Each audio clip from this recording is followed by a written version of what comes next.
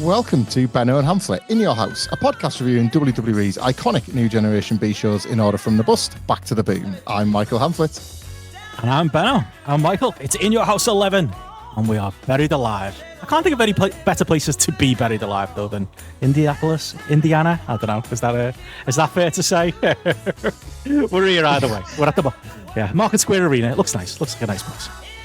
Indianapolis, Indiana is a place I need to visit in my life for two reasons. One is because, it was the site of WrestleMania 8, and I want to go and have a look at the Hoosier Dome, if it even exists these days. I want to go and get a feel for that epic-looking venue that hosted WrestleMania 8 and shielded us from what an absolute state the business was in back in 1992, but also because it was coming back from WrestleMania 40 in Philadelphia.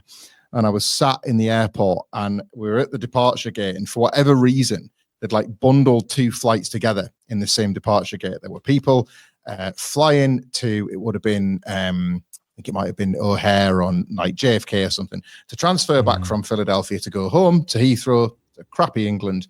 And then there was also people that were going to Indianapolis, Indiana. And I remember that announcement coming out over, and WrestleMania 40 weekend in Philadelphia had been a euphoric time, a great trip. They always are. They're always amazing. But obviously WrestleMania 40 had been a particularly memorable one. And I just remember hearing that announcement over the speaker and giving anything to be one of the people on the flight, getting lucky enough to go to Indianapolis, Indiana, rather than having to go back to stupid Heathrow in stupid England. I was so envious of everybody that stood up when they were asked to get and check in. And I told myself, I said, one day my plane is going to be going to Indianapolis, Indiana. And I don't know when, and I don't know where. And it might be the only chance I've got to put that little pin in Indiana as a state as well. You know, as little Mr. Bean looking asses, you kind of sometimes have to make an excuse to go to a state rather than for a big show or a big event. But if for nothing else other than that, just once, I want to be the person that goes and checks in for that flight instead of my flight home.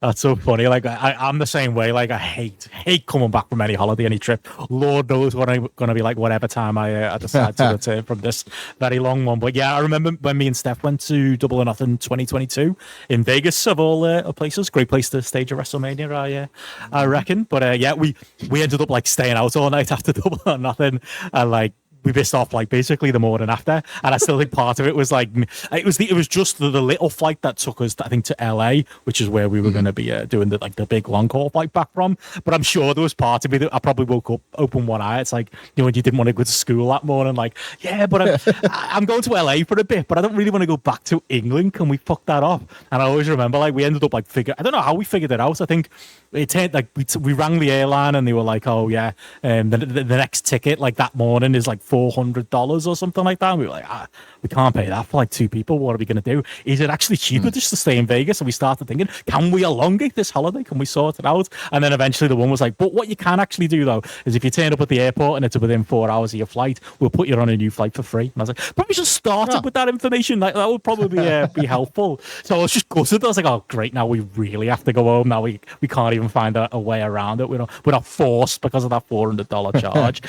I'm pretty sure they took us on a long route. We had to stop off in San Jose, California before we got to LA, home of one Dave Meltzer. I was thinking, could go knock on his door. Maybe I could live here. That was probably that's my Indianapolis. I'd never wished more that was the end of my journey, and I could go just hang out with Dave rather than go back to the UK. There's something wrong about it. I think you're probably the same way when you get back to the UK. It's it looks different, it smells different, the people feel different. It's not America, is it?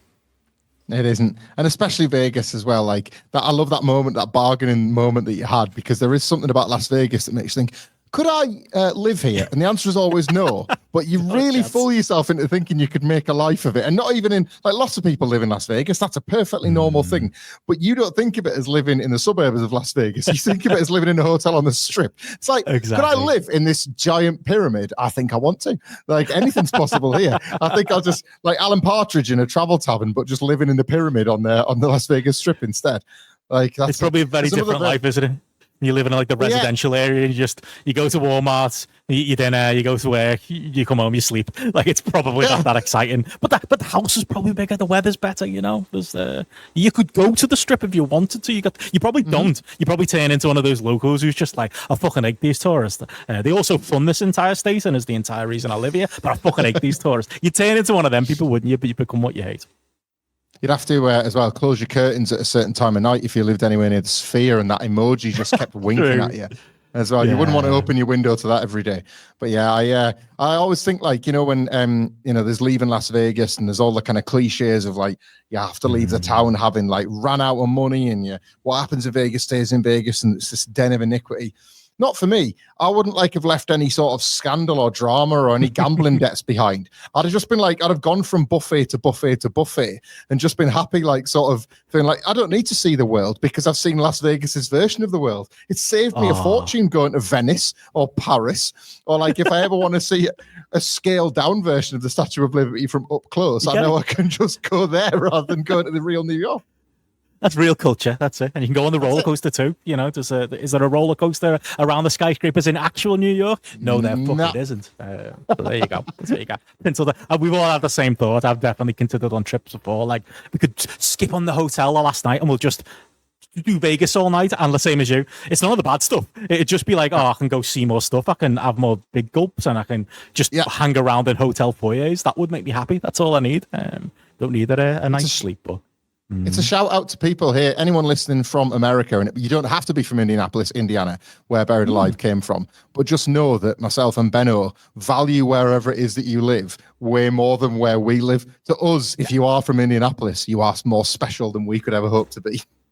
Sounds like the coolest place on planet Earth, especially compared to our shores, unfortunately. But that is where we are. We are here in the Market Square Arena, which I'm reliably told wasn't knocked down in 1999. I was hoping it was one that kept running and had it was called the Pepsi Dome or something like that now, and I just hadn't realised it was the same building. But yeah, we'll be talking more on that. Obviously, we're following up from In Your House Mind Games. No in-between pay-per-view, but if you haven't heard it already, latest edition of Housekeeping is up from 2 weeks ago, where we basically talked the Ballad of JR, or the People versus Michael Hamflett, as you make the case for Jim Ross and the heel turn and the fake Razor and the fake Diesel. And we looked at a cracking episode of WWF Live Wire, as well as Vader versus Sting in the King of Cable match 2 from WCW as our 5-star match review. So check that out if you haven't already. We did some of the in-between stitch in there, but yeah, it sets us up nicely for this In Your House 10 Mind Games. We're very much in the Foley period here, aren't we?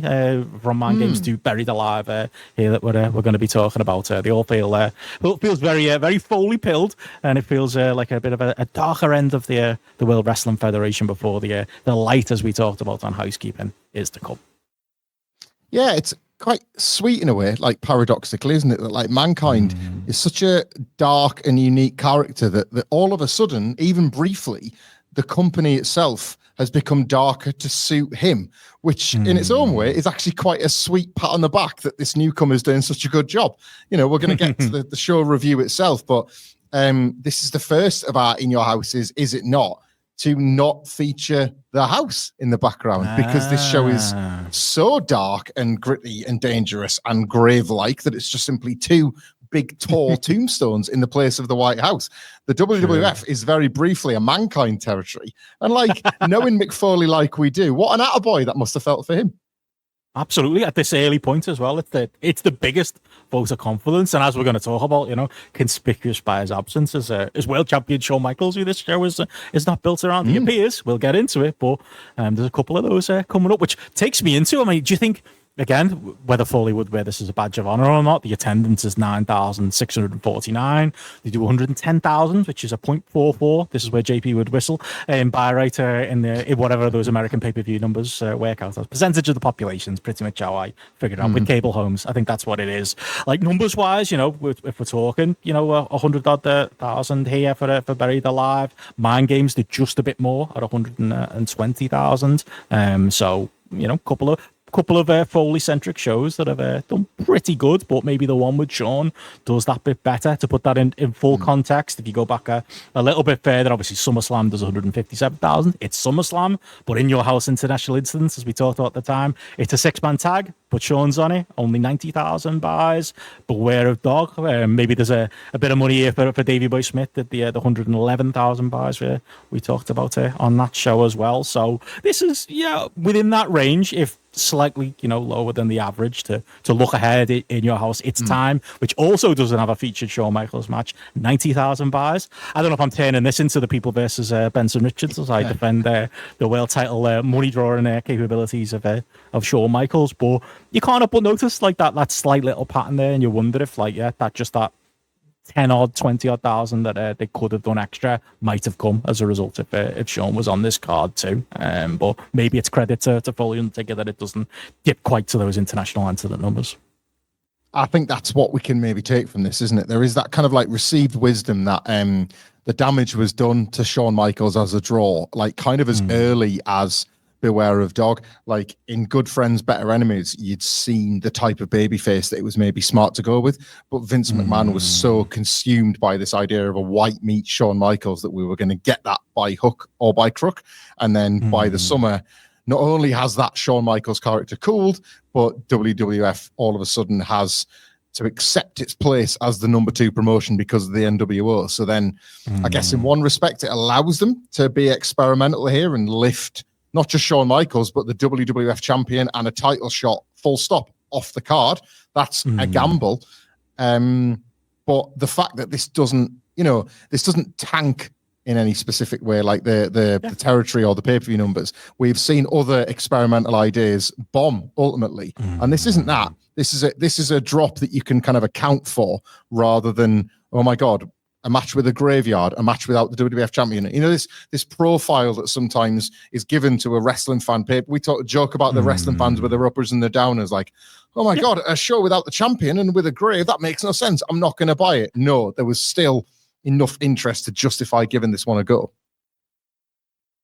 Yeah, that's it. It's a gimmick show for the most part, but if you were embedded in the TV at the time, surely you'd want to see that gimmick play out. Surely, like we talked about in the last In Your House review, young Benno and Hamflett just wanted to see what the gravesite looked like. What is this? What's it going to be? Like, it shocks me that, like you say, there is that fluctuation, but it is there. But maybe it is it. Maybe it's the OCD in us as well. As wrestling fans, we like round numbers. At least there's 3 digits there. It's tail end of 95. In Your House 4, 5 when it's like 80, 90,000. It just looks worse, doesn't it? Than at least there's around 100 in front of it as well, so it shows that at least it's that, and it hasn't gone to the depth. But again, numbers people would still kill for to this day, but obviously still lesser than the big shows that are around it as well, which again is where the bread is really buttered. But yeah, interesting to kind of note going into it, interesting kind of idea to go without Shawn on this one, and we will be talking later about what Shawn was doing on the night. Instead, he was in the building, but yeah, he's not nowhere over any of this production material either. It's got a very memorable and a lovely looking poster does Buried Alive, and glad to say when it comes to the VHS cover, that poster also has got pride of place here. As pretty much it's kept intact, lovely purple there. They've gone with the pink theme as well. I might have gone full purple across the board for this one, but yeah, it's a memorable visual, isn't it? Like you say, the tombstones that are everywhere and they were littered across the TV in the build to this, but they've tried to add a little bit of color as well for our VHS release. It's a phenomenal cover, this, yeah. I'll say this before we go into it. If it wasn't clear enough from my total gushing on Housekeeping, we are entering what I consider to be a total golden period for WWE. I think to simply assess this period, this creative boom, if you want to call it whatever you want to call it, starting in 1997, undercuts so much of the good work they start doing right around now. It's not without pretty gaping holes and significant flaws, and we will certainly get to those as well.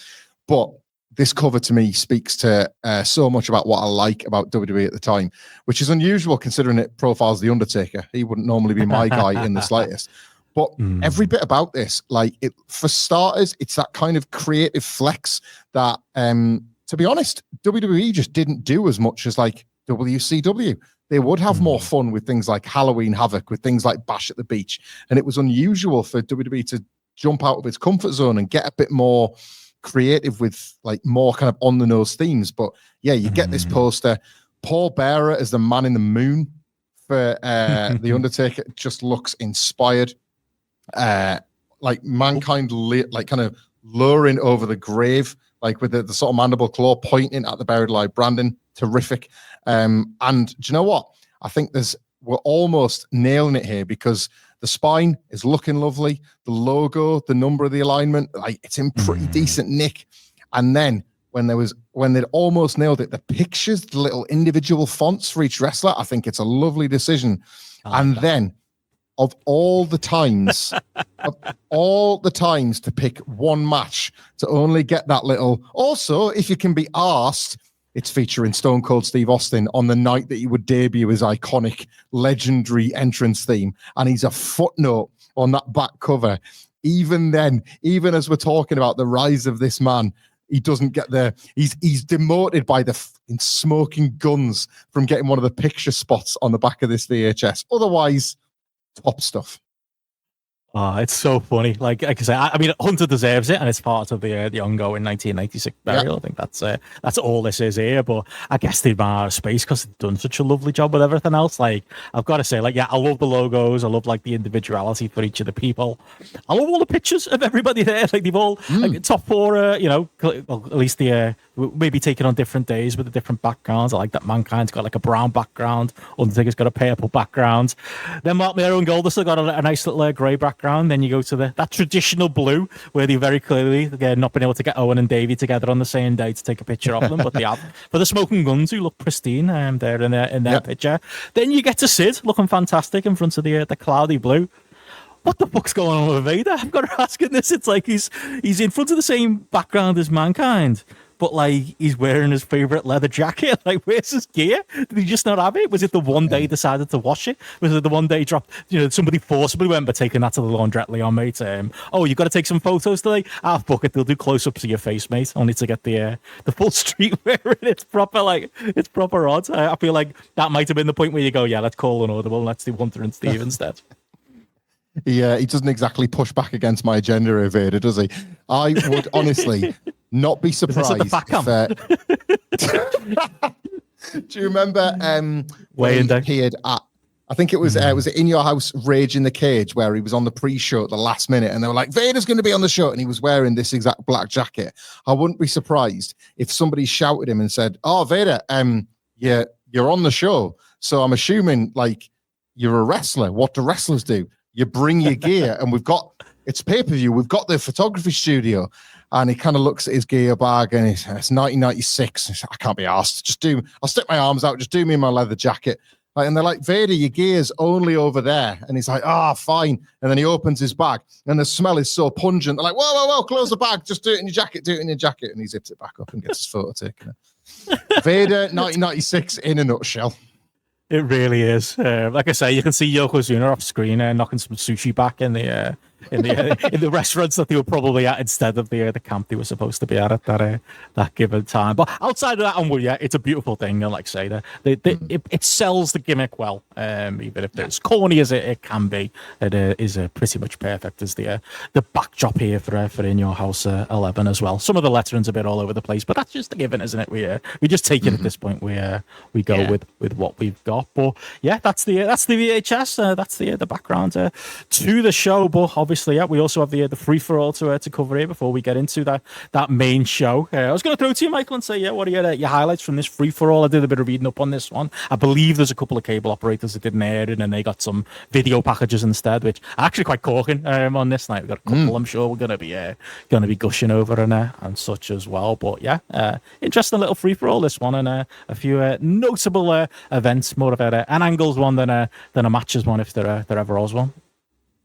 Yeah, it's a busy one, this one, isn't it? Certainly one of the busier that we've seen in these sort of In Your House free-for-alls, mainly because there's a lot to do. A lot of the card obviously gets changed on the night, and we'll get to that. Yeah, you mentioned that the video packages, you've got Doc Hendricks kind of keeping it together in the arena, while you got Todd Pettengill doing some stuff backstage and all that kind of stuff, with Vince McMahon and Jerry Lawler at the desk. And notable by his absence is Jim Ross, who, much like you would in future AEW pay-per-views, is only kind of interested in turning up for the main card, because he's deciding if if the company won't make him the chief play-by-play, he'll basically take the spot for himself. More of my love of Jim Ross to come on this review and on last month's Housekeeping. But before we get there, you see Farouk getting interviewed in his blue hat, which, as it would turn out, would be for the last time, because he's very excited to take on Mark Mero for the Intercontinental title. Kevin Kelly notes that Ahmed Johnson is in the building, and Farouk claims not to be scared, but I don't believe him, because we cut back later on, having had an interview with Ahmed Johnson wearing a stunning red leather jacket that has A and J, his initials on in yellow. And Ahmed's like, Farouk shouldn't have said that. I'm going to do something about this. And then we have, it's like a rule of three where you get like setup of the joke, Farouk, setup of the joke, Ahmed, punchline of the joke. Ahmed stood over Farouk's dead body with a massive board that basically is, in kayfabe, Farouk's injury write-off, but in reality, the death of the Gladiator character. The next time that we would see Farouk, it would be in the Nation of Domination gear. This is the end of that. And Ahmed, at least on this pre-show, has got a measure of revenge for Farouk taking him out, and it's revealed that Goldust will take the spot of Farouk on the main card. It's also not the only replacement. Vince and Jerry are at ringside confirming that our pal Savio Vega is injured. So the punished Triple H will get yet another pay-per-view payday as part of this dreaded punishment that also just happens to conveniently line up with a very heavily promoted match he's got against Mr. Perfect on tomorrow night's Raw as he continues. Oh, you mean the thing that's dominating the TV? Like the biggest story they're doing at the minute, you know? Okay, fair enough, yeah. Yeah. This massive punishment. God, it must have been so hard to be Triple H. So it's going to be Austin and Triple H for the first time. If only after watching several of their matches, it was the last. Nonetheless, what we are saved from in this pre-show, Benno, I don't know if you're aware, could you hear some noises in the ring as Doc Hendricks was stood by the grave and as Vince McMahon was and Jerry Lawler were doing the kind of commentary, setting things up? Could you hear the canvas maybe bumping and shaking a little bit? I could hear the ring. I couldn't hear any fans though, mate. That was what was weird about it. It was just pure silence. Strange. Well, yeah, I've got the answer for you, mate. It was because they were being treated to a 20-minute match between Bradshaw and the Stalker. The future new Blackjacks were exploding in front of your very eyes. Oh, Bradshaw and Wyndham were going through the motions for 20 friggin' minutes. So not watching that felt like the biggest treat of this free-for-all. I was double and triple checking, like, okay, am I watching the right one? I'd read that about, like, maybe there being some tech issues there, but I think the gods have just done us a good one, because, God, yeah. I think of the Stalker in the same breath as I always think about Waylon Mercy, like, during this period, like, all the video package he got building in, and, like, again, me being a 1996 fan, not necessarily putting it together, that was just fucking Barry Windham, that. He's got a bit of, he's got a bit of army face paint on, and he's a Stalker. I don't really understand what that is, but it's pure 92 Vince brained, isn't it? But done in 1996. Like, I'm guessing, is this the only glimpse? We don't see him, obviously, but the only glimpse of him we see in this timeline as well, as far as pay-per-views go. Is he in the Rumble? I don't think he makes it on. I know he's in the Survivor Series. I don't think he makes it onto an In Your House. That's it. Because he'd already binned off half of the gimmick. If you recall, he'd stopped wearing the camouflage, and he found like a WWF T-shirt for the 96 Survivor Series that I'd swear was from an old Madison Square Garden locker, because it's not even a 1996 Fed shirt. It's like a 91 Fed shirt or something. I don't know who he's borrowed that from, but he's got rid of the face paint. He's Barry Windham, basically. And we'll certainly get the new Blackjacks and a bit more Big Baz as far as we go, but as the Stalker, not so much. The Sony, I did want to ask you, because the Sony PlayStation Crash Bandicoot Slam of the Week is the Mark Mero Wild thing, obviously, as he's become Intercontinental Champion in the time that we've been away. And do you have memories of Crash Bandicoot and the early days of the PlayStation? Because I lived a bit like when we talk about how some of your friends have Sky and you go around their house. I was friends with a very early PlayStation adopter and a very early Sega Saturn adopter. I didn't have either of these consoles, but I basically watched the turf war, the very own Monday Night Wars, play out with these two consoles. And very quickly, we all gravitated around the PlayStation lad's house. And it was kind of a reality check of what was going on elsewhere in the PlayStation. Like, the PlayStation got that 83-week run, didn't it? Except, unlike WCW, it never let go of the lead. You've broken a memory there, because we talked about on Housekeeping, Bone Storm in The Simpsons. I had my very own Bone Storm moment in that, like, everyone, because my street was a Mega Drive street, and like my cousins had the SNES or the Super NES or whatever the Americans call it. It's wrong. It's a SNES. Let's just call it that. That's what it is. Super Nintendo, whatever you want to say. Like they had that, and like everyone in the streets had a Mega Drive, so I wanted one for Christmas. And my mum and dad were like, "We've got you what you wanted. We've got you that Sega console." And of course, from the Argos catalogue, they've got me the Master System with Alex Kidd built in, because it was that. I assume it was like 20 quid cheaper. And fair enough, in the 90s, that goes a long way. I love that Master System. We had a great time with it, but I was that kid exactly like you who was constantly at my mate Ian's house wanting to play on his Mega Drive. Wasn't there to see him. I was just there to play his Mega Drive. I even had my own controller in the end, even if I didn't have the system on. I wanted to be there. But we were, to answer your question, we were ahead of the game. We got the PlayStation early. That was the time where it's like, we're the ones. We've got the PS, and then the bigger boys and the cooler boys had the N64 instead, so you couldn't quite keep up. But like you say, long term, I think the PlayStation owners won. I've got 2 points I want to make there. I'm pushing back, right? The N64 is the IWC PlayStation. I don't care what anybody says. The N64. No mercy, though. Come on, revenge. Here we go again. The N64 is for the people who prefer WCW and AEW, aka the losers. The PlayStation is the Fed of consoles. It's always been there. It's always going to be there. Sometimes it goes shit for 20 years, but it comes back around again whenever a GTA comes out. PlayStation is the one. Like the pad is the greatest pad. The N64 had that weird dick through the middle of the controller with a stick on the end that made no sense. Amazing. I didn't know how to hold it. I didn't know how to. My Fed brain was too stupid. The PlayStation kept it simple. It's the market leader, and all the others are the challenger brands. And I will not be moved on this. But the Master System 2, mate, we are on the same page with the inbuilt Alex the Kid, with that perfect rectangle controller that cut your hands when it pressed too hard, and when you went round. When you went round to a Mega Drive mate's house, because my folks, I think, must have made the same mistake with the Master System. How shit was the Master System Sonic compared to the Mega Drive one? It was like playing it at half speed, wasn't it? It really was. Like graphics wise as well. Like it's like comparing the SmackDown games on the PlayStation to the wonderful and complete WWF No Mercy that you could play for 20 years on the N64. But in any way, no, honestly, same thing. But go on. Like let's have this for a second, because. Okay, so No Mercy, right? I was a PlayStation lifer, so ergo I was a SmackDown fan. I liked my games to be nice and simple. It's like now, ultimately, I want to press one button and get a video package. I want to watch Netflix and get some nice entrances. Whereas No Mercy was for the work rate. You wanted to construct a nice match. I get it, right? But then I was told that the AEW game mimicked the playability and the magic of No Mercy. And I excitedly fired up Fight Forever to play, and I was like, I get it. I never really had much time with No Mercy because I didn't really know anyone that had it, but I got it. I was like, all right, this is fun. This is really playable for like a weekend. So like, how is No Mercy this game that like endured over decades, and AEW with a model that mimicked No Mercy, something that you felt like you'd completed after like 48 hours? I think No Mercy, the secret, and again, it's the N64's like selling point. It had 4 controllers, didn't it? So it kind of encouraged you to have those meetups with mates and play, because that was the thing. Like very quickly, I was better than I reckon I'm world class when it comes to No Mercy. I beat anyone. Anyone out there wants to challenge me to a game? You ever see me anywhere where there's an N64 knocking around? I'll fucking batter you. I love that game, and I know every inch of it. But yeah, it got really simplistic and boring playing against the CPU very quickly, and the challenge was playing your cousins, playing your mates. And at least it was for me. That's just how good I was at it, mate. But I think that's part of it. Because I agree, to be fair though, as well, like there's whole like modern communities out there that like mod the N64 game. So I was big into that at one point. You had like there was a mod you could get where you could put the entire ROH roster into N64 plus the TNA roster, which was less asked about. I had a fucking brilliant time doing that. So I think that helped it live on as well. But it's the depth of gameplay. SmackDown games are crap, mate. They were always rubbish.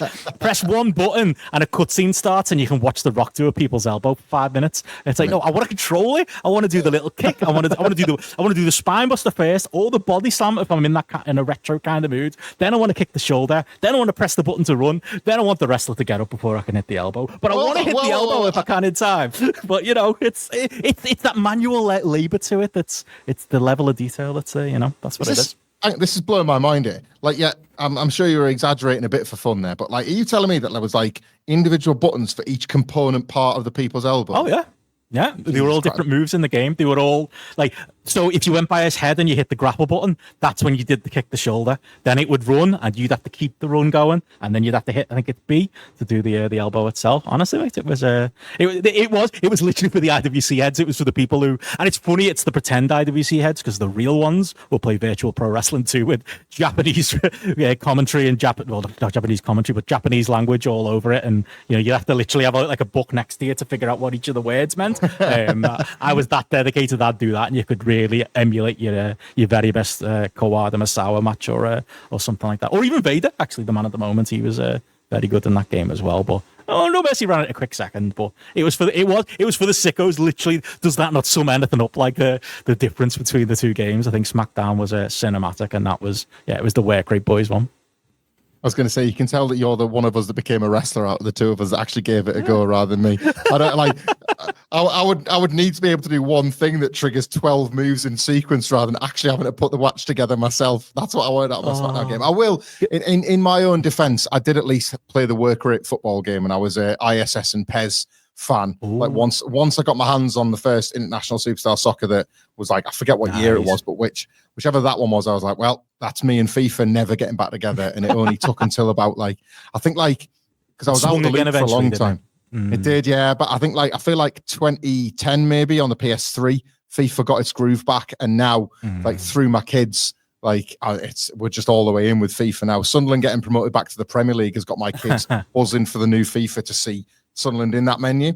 But yeah, for all the years I was Pro Evo with memory cards just to get the names correct. You could buy a memory card off eBay with the names and the shirts, so you could do an update of it. But I was a sensible soccer man back in the day as well. That I did a similar kind of mode on it. But I was going to say that you had to play. Is the PlayStation like the Fed, isn't it? It's like there was that point where there was all these console wars, and then you just had one for 4 years, and yet there was a 1, 2, 3, and 4. But it's kind of shocking how little there's been in the time since, and it's always been. I'm sure there's Xbox heads out there who would say that's the better one, but again, the world recognized leader is probably the PlayStation. But yeah, it felt like that early on. I was going to say to that point, in owning it, it really was a bit. The games are on CD. You can play your CDs in the PlayStation, and the other big thing for me was to your point, we'd grown up with Sega versus Nintendo, and we'd grown up with Mario obviously on the Nintendo side and Sonic on the Sega side. This show, were you of the same belief as me that I remember telling mates, they've got this new one, Crash Bandicoot. He's going to be the Sonic of PlayStation. He's going to be their version of it. It turned out they didn't actually need one. They just needed to make good games instead. But it was a big talking point at my school that he was going to be the brand ambassador of the PlayStation, Nintendo, or not. 100%. There was some. Oh God! Actual people that know their onions about games are going to be screaming at a couple of amateurs. I'm not actually. I don't want to speak for you. An amateur like me talking here. You've sort of proven your pedigree. But was it the N64 or the SNES that had some complete dork called Star Fox or something? Some just total loser animal that went in space. Crash Bandicoot was hard.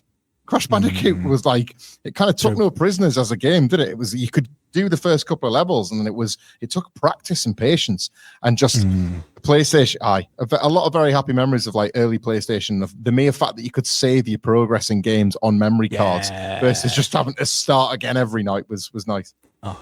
Brilliant. Yeah, I was going to say, I'm not like many things in my life, like rap music. I know a lot about it until about the year 2001, and then I just drop off and assume it's a bit like the Fed. I just assume it's all the same then for the next 20 years, and that's where I fall behind in conversation. But it is very similar to wrestling, though. Same with remember the old game magazines where every game got 120 out of 100, and it was that was the original Meltzer scale. It was just what's higher than 100? Okay, we're giving this game 300 instead, and then all of a sudden became worthless, and you couldn't trust it anymore. That's my memory of the death of video games. I love that. Even now, you're still fooled by this idea that a game, we've completed this game, it'll never get better, and you constantly tell yourself that you've hit the peak of a genre, and then sure enough, 12 months pass and another game comes out and it's better and whatever. It's I never thought I would see the day every year of my life for the past 30 years. It's just you get fooled over and over again, don't you? You mentioned there, by the way, how nothing got any better past 2001. Speaking of nothing getting better past 2001, I want to go to The Undertaker for a second, because we've praised the dead man. He's coming for a lot of shit, deservedly so. And we will definitely get to a point in this podcast's future where he'll come in for shit all over again. But we are in that sweet spot where I've developed a little bit of a crush on the Undertaker. I've loved his work with Mankind this year. This is like the much and deservedly adored feud with Mick Foley that kind of made his WWF start as perfect as it could have possibly gone and kind of completely saved the Undertaker's run. It's an unbelievable promo from the Undertaker that he cuts on this pre-show. It's by a grave which stood to make it look stupid, but never have the Undertaker's words been more powerful. He's not got Paul Bearer to speak for him anymore, and he basically sums up not only the entire Mankind Undertaker feud, but basically, without us realizing, bids farewell to this version of the Undertaker. You know, next month he's going to come out in the leather, in the kind of the Batman inspired attire at the Survivor Series. He's going to tweak it a bit in '97, but ultimately it's that version of the Undertaker that you would get used to for quite a long time. And he says, two men similar yet words apart. Often his big words and his big statements, and he admits this, and he's never done this before. They're mind games, but they haven't worked on you, Mankind. You've grown stronger and more evil. And now I have no choice but to bury you. And I just love, and he even references that the damage that these purple gloves have done. And he is at long last, bidding farewell to the new generation Undertaker right in front of our very eyes without us obviously realizing what's to come. And just the idea that like the Undertaker would be human enough to say, oh, you know all that shit I do, all this bollocks that are this conjuring and this magic and this space zombie stuff, it's just to get into people's heads and it works, but it hasn't worked against you. Mike, like we've talked about this in the last podcast about him giving it all away to Mankind. At the last, he's still doing it. Yeah, absolutely. And that's the Mankind promo is more my kind of style because it's more of a straightforward wrestling promo. But if you're going to do this silliness, if you're going to do like this whole graveyard scene and you're going to sell this silly match at the end of the day, the unsanctioned match that they constantly remind you it is, then yeah, it should be this, and it should be like the fact that he's deconstructing all of that, or like, you know, he loves a little bit too much like the double entendre of Mankind, because he's talking about Mankind as a whole, or he's talking as Mankind the character. It's one of those like cinema moments where I don't think this is as deep as you think it is, Mark, but like it's actually interesting for the first time. There is actually subtext to the things that he's saying, like there are hits as well as misses in there as well. It's hokey, but at the same time, like you say, like everything else that's happening around us in late 1996, we're kind of breaking walls down, aren't we? We're breaking down taboos and we're ripping up formats, and his character's a big part of that too. I should, just before we wrap up this pre-show, highlight a conversation of a version of it happens again on the main show, but basically it's Mankind, as you say, it's route one. I don't want to be buried alive, Uncle Paul, help me. And that sells that Mankind has finally found something that he's afraid of this is pretty cool because he's not, unlike the other monsters of the week, he's not been afraid of coffins. Everyone's afraid of coffins, but Mankind isn't. Mankind would come out of a coffin to scare the Undertaker. But they've found in the gravesite something that Mankind is afraid of. And that's quite a nice touch. But yeah, there's a little bit of idle chatter with Vince and Jerry Lawler. And Lawler's like selling the grave and everything like that. And Vince says something like along the lines of, would you want to face the Undertaker in a buried alive match, Lawler? And Lawler says, no, God, no. Would you? And he just says it to Vince, and Vince says, oh, no, absolutely not. 7 years later, he would defeat the Undertaker in a buried alive match at the Survivor Series 2003. So perfect. You cannot visualize this TV host Vince McMahon ever becoming the freakish, gross, pink monster that was bigger than half of his wrestlers beating the Undertaker in his own game, can you? Very true. Like I say, and this is the point where we're starting to see the first like layers be peeled on that. Is like he is just a dick to Jim Ross during like the free for all and during the main show when it comes to the microphone stuff as well. But I didn't know they were foreshadowing. They fucking love that gimmick, by the way, don't they? If they all the microphones are broken, and literally it's probably Bruce Pritchard sat backstage twiddling knobs to make probably amusing themselves. Oh, Jim Ross sounds louder now. Oh, he sounds quieter now. And I reckon it's probably a shoot, the entire thing. I don't think it's actually part of the character. Right as the pre-show goes off the air, it's a good bit. This he comes out, he gets a bit of a pop. Jerry Lawler's so excited to stir the shit between Vince and JR, isn't he? He's like a kid at Christmas. His two parents are fighting, and he's going to be the one to benefit from it. It's really like that eyebrow raise in it where he's like pointing it, like it's just fucking. So he's in his element, and JR puts his headset on and it isn't working. And then right as he's about to say, my headset isn't working, he gets cut off as the free-for-all end. And that's a pretty good bit with, again, what they're teasing at as the first half of this pay-per-view. Definitely. I was going to say as well, like other quick highlights I have from the free for all, they're mostly clobber related. But did you spot the advert for the Shawn, Brett, and Undertaker t-shirt that they had on here? Because I could picture you.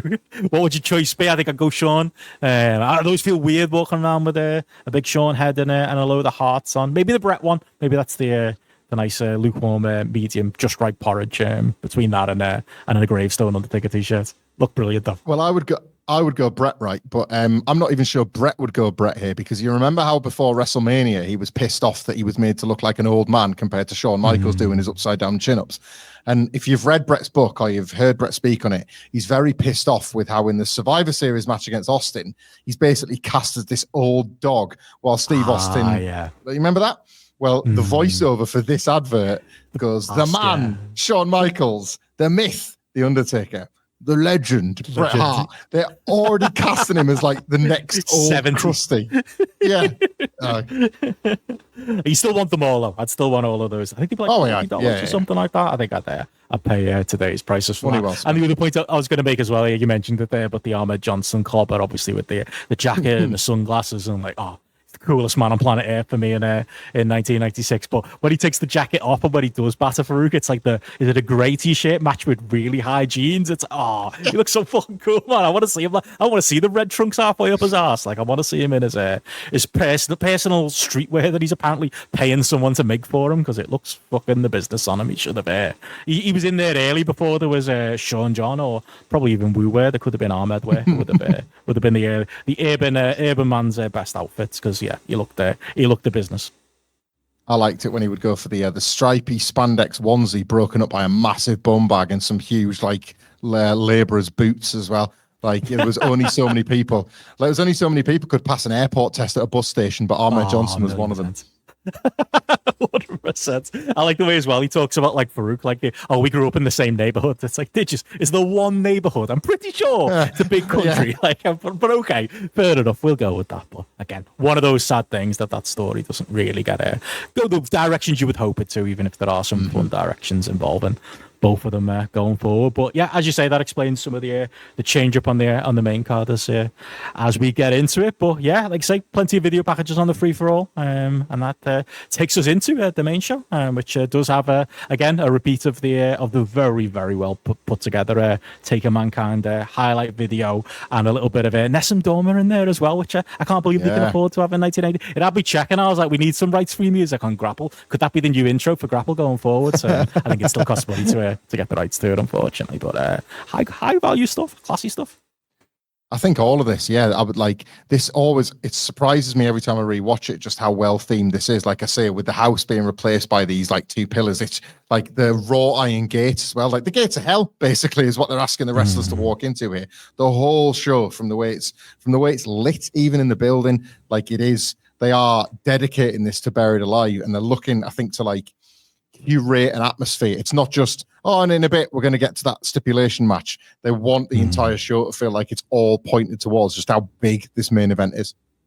And the funny thing about it is as well, like I don't really associate it with Halloween, but clearly that's the thinking. We're at 11 days from Halloween here. Yeah. But like, how much better is doing it this way? That like we always talk about it. I know I'm not WCW head probably between the two of us, but like it always seemed corny. It's called Halloween Havoc, and you have a literal Halloween. Who's this for? Like 6-year-old kids? I don't get it. This is just it's a slightly more adult way of doing a themed October show, isn't it? And it's like it fits. This is a perfect time to give like the Dark Mankind character a bit of a push.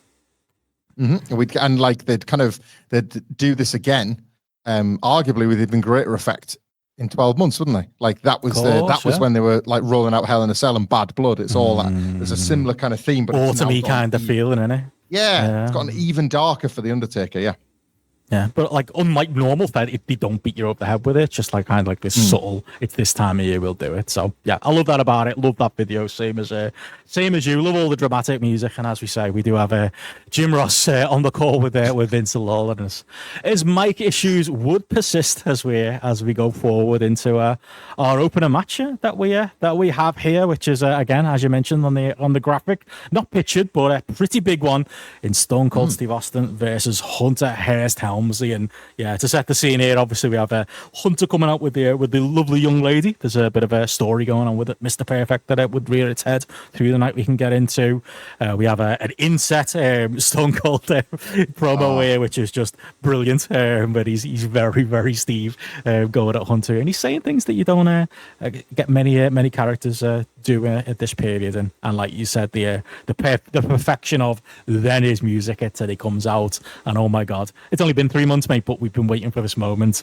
He's not fully formed Steve yet, but I think we're towards, what are we at on the meter? 80%, 75%? Yeah. We're somewhere veering along there. He's beers and a baby face turned from completing the job, isn't he? At this point, basically, it's just it's captivating to watch. I can't get bored of watching the ascension of Stone Cold Steve Austin, and the fact that, and it'll be in the next Housekeeping, I guess, which will be our excuse to dive deeper into it. This is basically the last night before they go from first gear into fifth in terms of driving Austin up for the Bret Hart match, and that is the solidification of everything that Austin himself has been working towards this last month. This promo, man. Like Savio Vega's out, he just calls him a coward. He's barely even really feuding with Savio on TV. They just don't like each other. They're going to fight again. Really he credits Triple H with having the guts to get in the ring, but he's going to beat his ass. Brett's back on Raw, and Austin says it better be to return just to retire.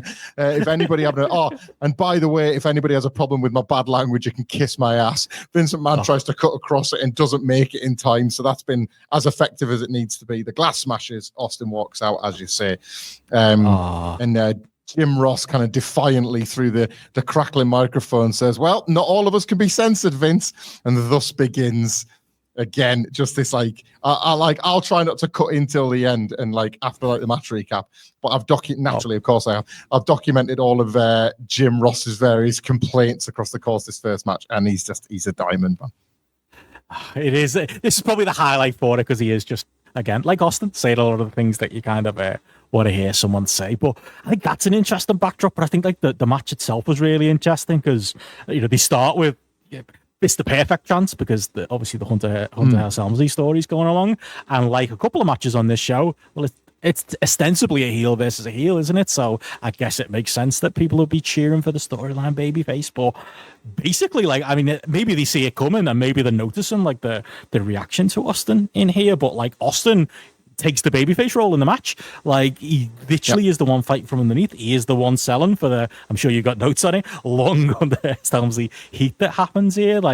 He kind of becomes de facto babyface, except for when he needs to be the heel again. So when Perfect does come out and tries to take off Hunter's lady, of course Austin gets involved because that's Austin. He's always he's not somebody who's just going to pretend he didn't see it. He's Austin 24/7. So of course he's going to cause a ruck with Perfect, and of course it's going to end up with him throwing the water in his face there. But it's so interesting to me that that can happen. He's clearly, for now, until the story pays off, the heel in the situation with Mr. Perfect, and it gets back to the match. And he's back on top, and he's the babyface again. He's the one catapulting Hunter, and again to jump to the end, the stunner, obviously, which is becoming slowly more like the stunner we'd expect. The double bird flip off that he does there. It's something you didn't see wrestlers do in 1986. Never mind ones that you kind of wanted to cheer for. It gets a bit of a pop, and I feel like this is a proper have your cake and eat it too match where Austin's still a heel, but they're almost flagging to you that you're kind of half allowed to cheer for him. At least maybe he's a situational babyface here, but it shows you how ready for that situation it already feels like he is. Yeah, man, this is the Fed is experimenting. Thank everybody, gather around, thank Jim Ross for the philosophical shift and get excited because there's so much more of it to come, basically. Savio's injured, right? It was Jim Ross that saved the WWF in his heel turn. Jim Ross with fake Razor and D's on it. Savio Vega is out. And we've seen wrestlers miss shows before. And what happens when a babyface gets injured? They get replaced by a babyface. What made them make the late call to replace it with Triple H? I think I agree with you. They wanted to have a look at this, didn't they? Like, they wanted to test this.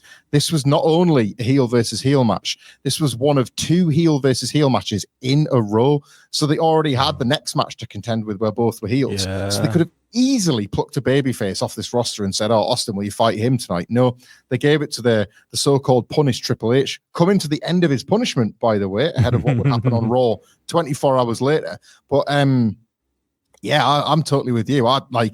This is such an interesting match because there's several things going on, as you point out. Half of this pay-per-view, we should point out, is an advertisement for the following night's edition of Monday Night Raw, speaking to the era we're in and how ratings are becoming just as important as the pay-per-view buy rates, even though that's a bit weird when you think about it, because surely, what did you say, like the 100 and change thousand that bought this pay-per-view? Yeah. If anybody's going to watch Raw the next night, it's going to be the 100,000 that bought this show. But nonetheless, the mindset does shift, and they want to get people making Raw feel like a big event. You got to tune in. And there's a lot of that on this card, more than we've ever seen covering In Your House before, definitely. And so they're kind of promoting that with Perfect and Triple H. They're doing the Jim Ross bit heavily throughout this match, and then in the meantime, when you're actually permitted to pay attention to this match, you are given ample opportunities to look at how much of a shit kicker Steve Austin is. Like, he's such a jackal. Like, on offense, he still does his technical stuff. He'd call himself a mechanic, wouldn't he? But every time he does it, there is such a thing as working the body part. And when he's on a body part, he works the shit out of that body part. He focuses a lot on Triple H's arm here. And like, I don't know how he does it, but there's just a difference between applying an arm bar and working the arm bar like Austin does. He's a little bastard. He's like, it's that last little bit of ringmaster, isn't it? You're trying to deconstruct the body bit by bit. And then when it doesn't work, he just like attacks him. He just elbow strikes and punches and clotheslines, and he's got like a real snap to his way. That's what gets the pop. Like, it's almost like a fire up within a submission approach. And it's so interesting to watch Austin like almost experiment with what works about his act as a baby face here, as you say, even situational.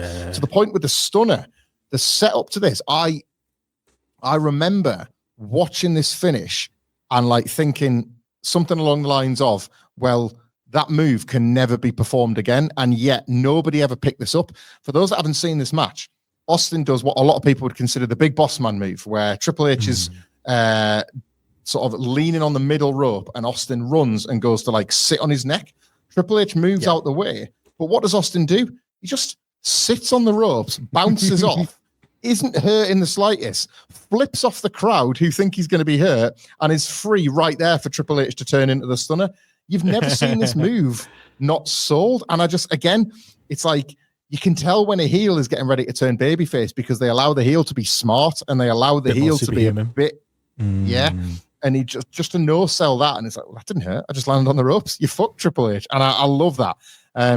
Austin never allows himself to be overwhelmed by the overbooking of the Triple H stealing the girl and Mr. Perfect. Mr. Perfect being like really rattled by Austin is great. Like, you think they're going to get into a fight. And it's that there's a lot of that Vince Russo thing of like experimenting with chaos. It's so hard. I said this on Housekeeping.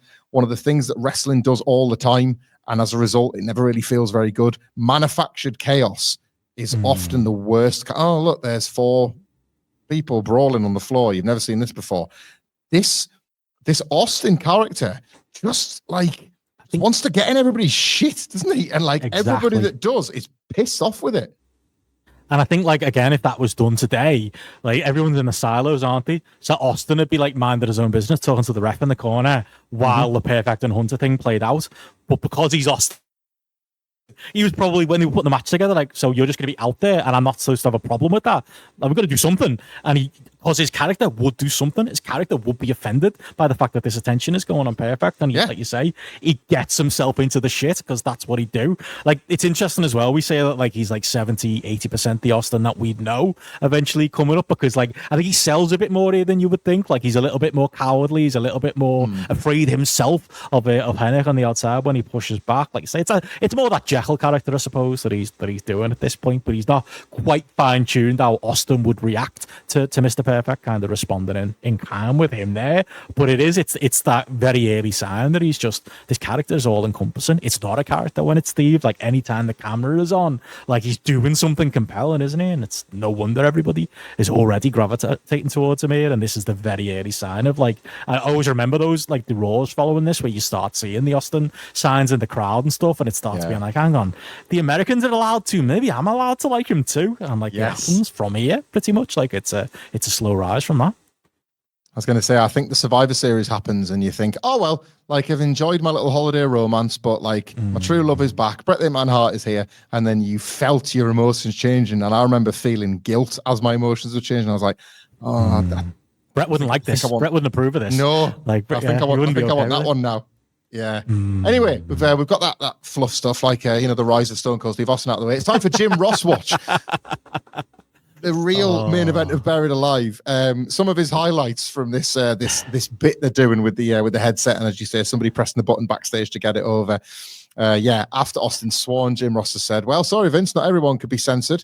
Jim Ross says he's just trying to call these matches by all these great athletes I've signed you, but I guess there's a conspiracy against me, so nobody can hear me talk about it. I'm not out here for your amusement, McMahon. That one would certainly come back to haunt him. Vince keeps saying, can you hear me, Jim? And JR says, I can hear you, unfortunately. Just deadpans him. Then when he realizes that he's only getting heard through like radio frequency, he says, hey, is everybody excited for Bret Hart coming back? I know I am, and I'm the one responsible for it. So he just takes complete credit for that. More on that later on. There's a point where Austin gets back on offense, and Jim Ross goes, that was a wrist lock, by the way, McMahon, and this one happens to be a Greco-Roman knuckle lock. Ever heard of that? Vince is talking about Triple H's silver spoon upbringing, and JR goes, yep, a lot of rich, arrogant people live in Connecticut. Where are you living, Vince? And Vince tries to get one back because obviously he knows that JR, wherever you got a house, JR. And he says, oh, yeah, I have to live in there because you make me come and work there. I'll get myself back to Oklahoma where I belong as soon as I can. There's a point where Austin gets like one of his big babyface reactions, and JR says, I'm glad you were watching there, Vince. Did you actually learn anything about holds or calling matches from watching me on Superstars earlier today? Fantastic. The mics start cutting out again, at which point JR kind of just like begrudgingly sighs and says, nothing like being in the major leagues here, guys. And then when Austin hits my favorite of the bunch, this was when Austin hits like a jawbreaker that looks a bit like the Stunner, doesn't it? Where he drops Triple H chin to head, basically. And Vince calls it 1, 2. Well, he got him. No, he didn't. And then Jerry Lawler says, hey, what about that, JR? Doesn't it get on your nerves when Vince goes 1, 2, we got him? No, he didn't. Just like drags Vince out on main. And Jim Ross, you can just hear this weather Jim Ross go, a lot of things annoy me about Vince McMahon. And then the mic starts getting cut again. A virtuoso performance of this storyline. Again, I fully accept they're never building to a pay-per-view match between these two men. But what they are illustrating about the way that the kind of company is changing in front of your very eyes, this is just wild fucking West, man. This is not your dad's Fed. Not at all. No, and Jim Ross, like I say, whether it's a great idea or not, listen to the last Housekeeping if you want to hear me and Michael go back and forth on that. Like, he's just taking it with both hands, isn't he? And like, I get to say this, I get to say really what I genuinely think about Vince and his commentary, and like say all the lines about not knowing what moves are called and what a maneuverism of it is. It's all stuff that was just building up inside of him the entire time. So yeah, you've got to let him have his moment here. I've got to say as well, I made the notes as well, like that the match on the match itself.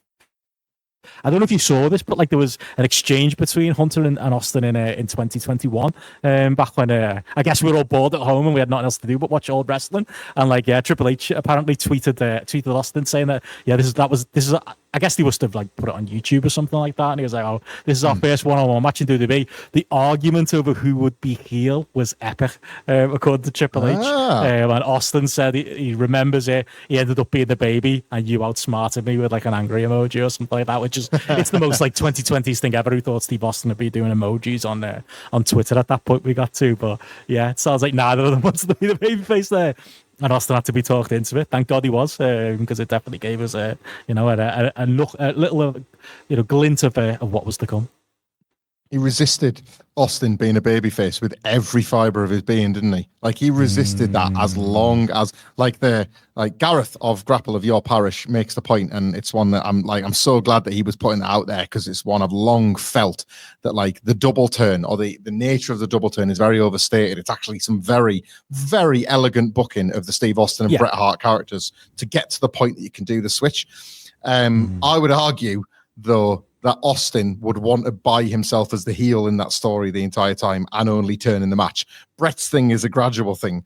Austin fights it with every core of his being, to the point where in the summer of 97, when they're doing the Canadian Raw weeks, he's buzzing to be a place where he can be a little bastard again, because at this point he's so used to being the babyface in America.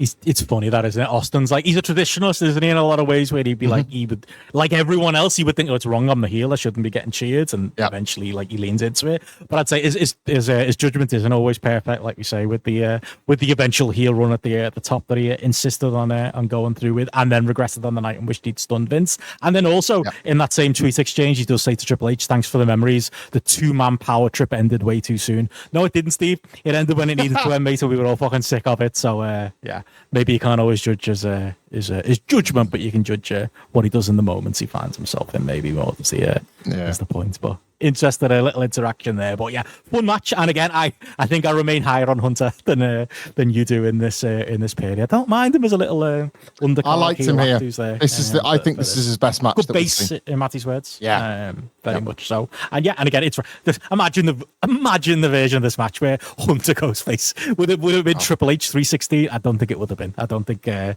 world would have changed in quite the same way. Right role for each of them, but. Yeah, that takes us to where we have a little bit of a music video, don't we, to show the tension with the Guns, who are still here for one more night. And then we have a promo backstage with them both, with Billy being too focused on Sonny. Any notes on these? Just, I've thought it since the first. Billy Gunn is an abysmal promo, isn't he? Abysmal. Yeah, he is given this spot every month, and he cannot do it. And they put their eggs in that basket too. They very clearly see him as the star and the future, and maybe they already had a rockabilly plan there already here. But I feel bad for saying it, Like, I feel bad for saying this about the Smoking Guns. It's like, it's one of them pull back and reveals, isn't it? You fools, you thought Billy Gunn was the star of the team. In the reality, neither of them were the stars of the team. Like, you can't even give it to Bart, can you? Can they both be Marty? Yes, they can. We've seen it. We've seen it up in front of our eyes. Yeah. Barty you were never me. Again, this was Housekeeping. That'd be the title. It'd work perfectly. But yeah, we go. JR still on comms. He's still having technical difficulties, and again, following from last month, and as you rightly said, following from the previous match. Which, sorry, to just piggyback on your point as well about them putting Steve in the babyface point. Like, they needed another heel for the night, because Goldust does double duty, because he works Shawn in the dark match too, doesn't he? Mm-hmm. You would have thought Shawn would, Steve would slot into one of those roles instead, but. Yes, they wanted them on the paper rather than the dark match. Again, speaks to what they wanted, but again, speaks to maybe the roster being a little bit shallow at this point. That we're doing another go round of Owen and Davey versus the Smoking Guns, which I think we were quite high on last month. But yeah, it's again another interesting position where it's two heel teams and you're having to work out the babyface. But yeah, I'll let you handle the detail, mate, as only you can. But yeah, as far as the match versus last month, did it hold a candle to what was probably the undercard match, at least, of very much so of In Your House Mind Games? It didn't for me, and it wasn't for the want of trying, especially from the Bulldog and Owen. We have to kind of reiterate what we said last month.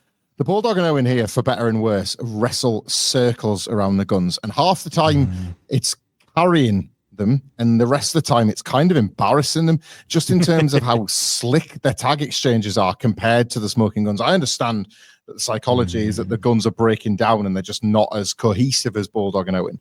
But Bulldog and Owen, like, they don't work as situational baby faces like they did when they won the titles. They're heels here, they cut the ring in half, they cheat, they do all that sort of stuff to set up the Guns hot tag. And I think the agent hangs the Guns out to dry here, because the Guns have to work as heels that can't get the advantage or get the heat.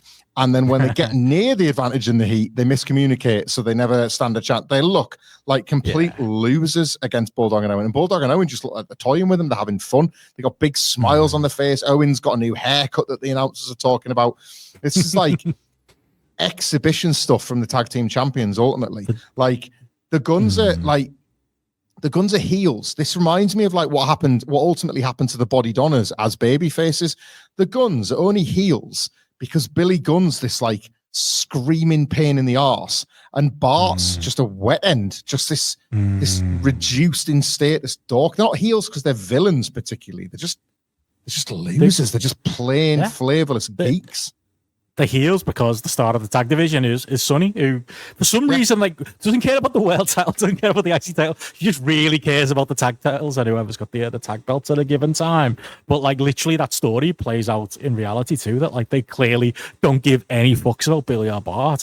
So why would you, in this situation? And like that even goes, like you say that about like stripping back, like giving them any credibility in the match. Feels like the really good finishes 2 months in a row, but 2 months in a row we completely show up their finish. Like Davey hiding behind Bart, isn't it? And he pulls him by the underwear and pulls him back to Billy Vicious. It's really clever and really creative, but it's 2 months in a row where they've made to look like, or 3 months in a row, actually counting the Body Donners, where they've made to look like absolute twats on their own finish. And obviously the story is that it's Billy taking too long because his head's in the cards and he's thinking about Sonny. But it's just even their cool finisher, they don't even have anymore. We're taking it all away and we're giving it to Sonny. Like that's pretty much, we're stripping the Smoking Guns for parts and giving them to Sonny. Like that's exactly what this entire thing has been, both in kayfabe and reality. And all the more like kind of soul crushing that must be for the Guns. We're giving it to Sonny, who manages 0 wrestlers in 1997 and the Legion of Doom briefly in 1998 as a babyface before she's released. 2000, mate. It's a different prospect, They're like nothing after this for Sonny. She's already parted ways amicably with Farouk, so that's done. Sonny, they are now entering the period where they have on their hands this incredible and massively over and massively downloaded talent, and they have no idea what to do with her for the next 12 months plus. They don't know what to do with Sonny. It's wild. She's backstage. And then obviously Sable's moving up, isn't she? So it's like, it's almost like and again, it's not the same, but like Rock Austin, and you got the both of them and you don't know what to do with. You got the two 1A babyfaces of wrestling history. You've got the two 1A women in WWF history, and they just pick a side, don't they? They pick a team, they go with Sable. And Sonny just kind of is yesterday's news quite quickly after that year. It's such a selection headache. Like Sonny is watching the screen and pleased that the Guns have lost. So you're not even like, I'm not even rooting for Billy to go and get the girl or to like Bonnet. This is a real like controlled explosion of the Smoking Guns. And like, I was never a big Smoking Guns fan as a kid, but it was one of them things, isn't it? The longer they hung around and built up the title reigns, the more you're like, do you know what? Fair enough. They've been about a bit. They must be half decent. And then by the end, they're not shit on your shoe, are they? The Smoking Guns. It is proper. It's an undignified end to them as a tag team, this. It really is. It really is. And like, just Bart to get his revenge slightly later on. But Billy would turn out all right. He'd do okay. But it's a sad one. It is. And it's the tag division summed up, isn't it? In general, what happens to them, the story of them and the story of the Body Donners is pretty much the story of the tag division in '96. But yeah, we move forward with Owen and Davey, and there's a little bit more story there as far as them and managers going forward. I'm sure we'll cover. But yeah, we go from there to as I mentioned on Housekeeping, the expensive red phones that Hunter's backstage using on the WWF Superstar line next to Ray Rougeau, I believe it was. The two of them sat there. That's a hell of a conversation I would not want. But yeah, we go from there to, as you've been saying, the microphone problems have persisted. I think we get Vince McMahon here, don't we, saying that they've been resolved now, it's all fine. He just comes across like a complete dick, only for Jim Ross to not be sat there with his headset, mate. Your boy is in the ring and he's taking his spotlight once again. Yeah, the main event of today's edition of Ross Watch finds Jim Ross storming off. There's a really great bit of detail, by the way. This show proceeds to have two more guest commentators where the headset does work fine. They have actually got it fixed. Mr. Perfect guest commentator, Shawn Michaels guest commentator. It's totally fine. But Jim Ross is at his wit's end at this point and is just certain that Vince is screwing with him. So he storms into the ring. He says, McMahon's got his corporate butt kisses to turn my microphone off so I can't be heard on television. I'll not bore you with how he fired me twice and tried to ruin my life. But tomorrow night on Raw, thanks to good old JR, I promise you Bret Hart is going to be in Fort Wayne. You don't go to South Africa to talk to him. This is him shouting at Vince McMahon. You didn't go to South Africa to talk to him. I did. The Hitman's got a lot to say, and he's coming back with a shovel. He's going to bury some people. He's got a lot to say to the fans. He's got a lot to say to Vince McMahon. And believe me, he's got a lot to say to the WWF champion. Seeing as the egotistical maniac who owns this company has screwed up my microphone, and he talks out of both sides of his mouth anyway, you need two, so take this one. I'll see you tomorrow night on Raw. And he throws the microphone at Vince, and the camera catches Vince catching the microphone and just going, good catch, Vince. And he's fucking so pleased with himself. And you're like, Jim Ross, can you kick his ass in the main event of WrestleMania, please? Like, this is liquid September Fed right here in the Halloween days of October. Like that catch by Vince at this, talking out of both sides of his mouth, so he needs two microphones. Gold. I'll give.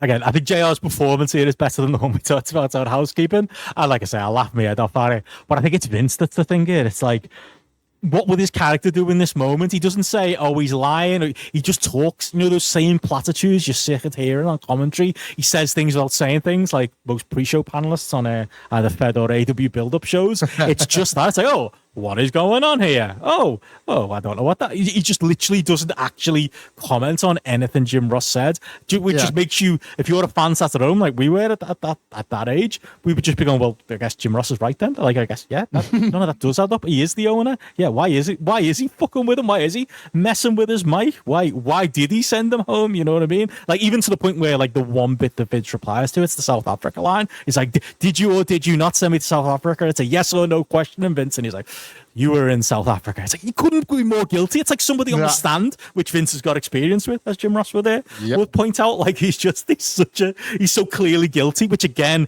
is the fundamental problem with this, that like Jim Ross is supposed to be the heel here, and like, yeah, you do want to see him batter Vince, you want to see him as the babyface, and again, you can't see that because it'd be fucking crap either. So that's the other problem of like, yeah, this is entertaining on its own merits, but still fundamentally flawed for me, but wild to see.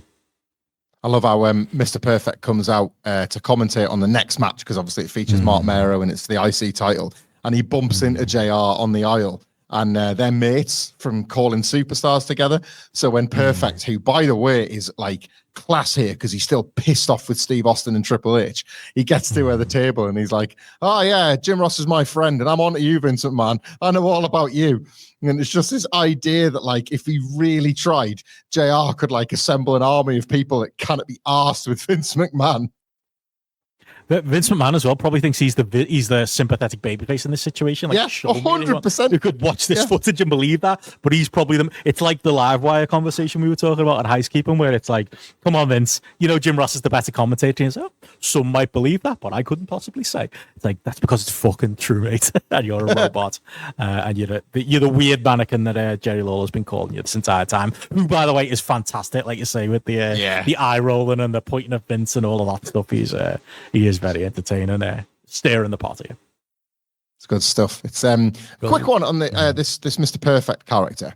I was like really hyped for Perfect to get back in the ring, because I think, as we talked about, I felt like they'd been teasing out him and Shawn Michaels all year. So the fact that he was coming back as a babyface had thrown me a bit, but I was just in the headspace of being thrilled that Perfect was back. So like and I guess we can maybe touch on it here because it's factors in.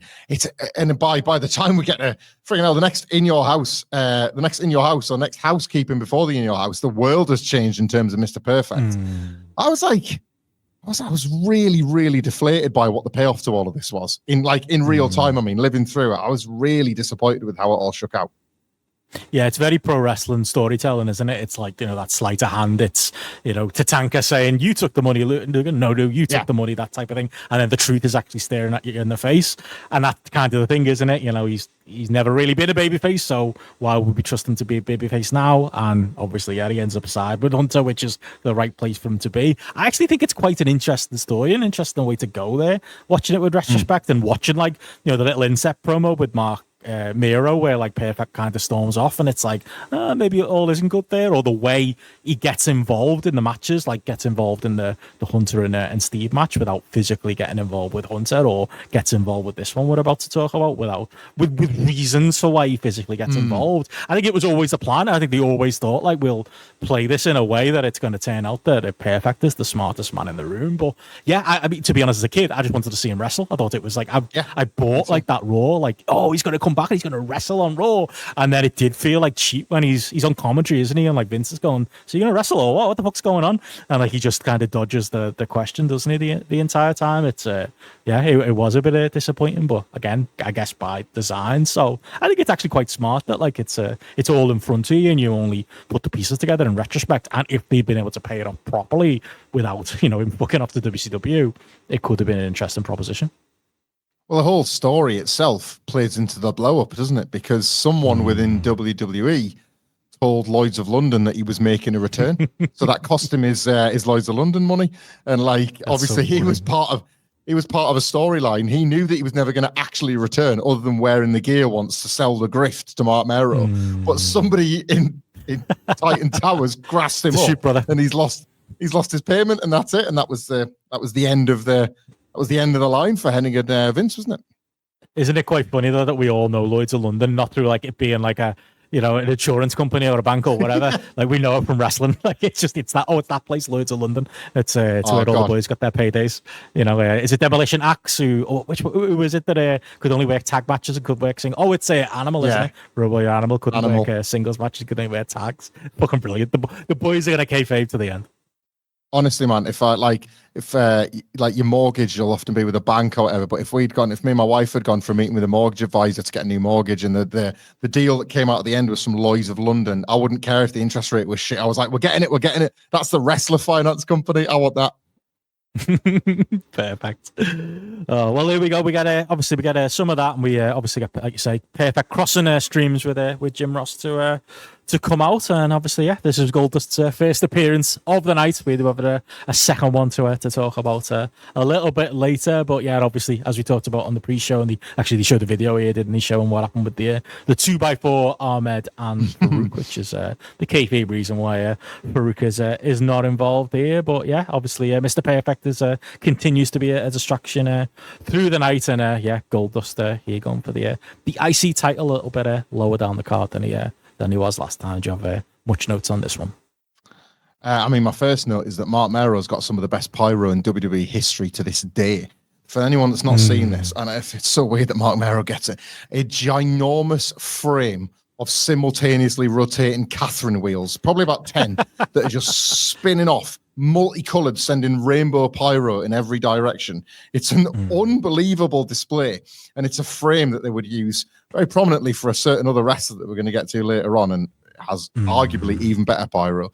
But this Mero pyro comes on. It's that WWE thing of we're going with you, which makes it all the more kind of like strange how things pan out for him following this pay-per-view and Raw the next night. Basically, this might be the kind of the beginning of the end of the Wild Man, really. But what I found so interesting about this one, it's another case of like Dustin Rhodes, the wrestler, is so frustrating as opposed to Goldust, the character, because I continue to love his commitment to the bit, and equally I'm disappointed by the body of the matches. It's that same Goldust problem we've had, what feels like, I mean, we've seen loads of him in 1996, but it's the same problem I keep going back to. I want so much. Every entrance, I'm engaged and I'm ready. This time Goldust's going to get me. And then by the end, I'm like, Christ, you were boring, Goldust. Like, he just, for whatever reason, does not have the in-ring chops. I feel like I'm repeating this take every single time. Like, sorry, go on. No, I was going to say, I think part of it is, as we talked about, like he's just a natural, no pun intended, I didn't mean that, babyface, fighting from underneath. That's like his default position, like in ring. But as a heel, it's almost like he's took the wrong lesson, that like, well, I need to be boring then. And it's like, that's not what the Goldust character is. The Goldust character is charismatic. The Goldust character is like so interesting. Like we say, it's like weird dichotomy of like, he's brilliant in the promos. He's inhabiting this like flamboyant character that you would never imagine Dustin Rhodes would.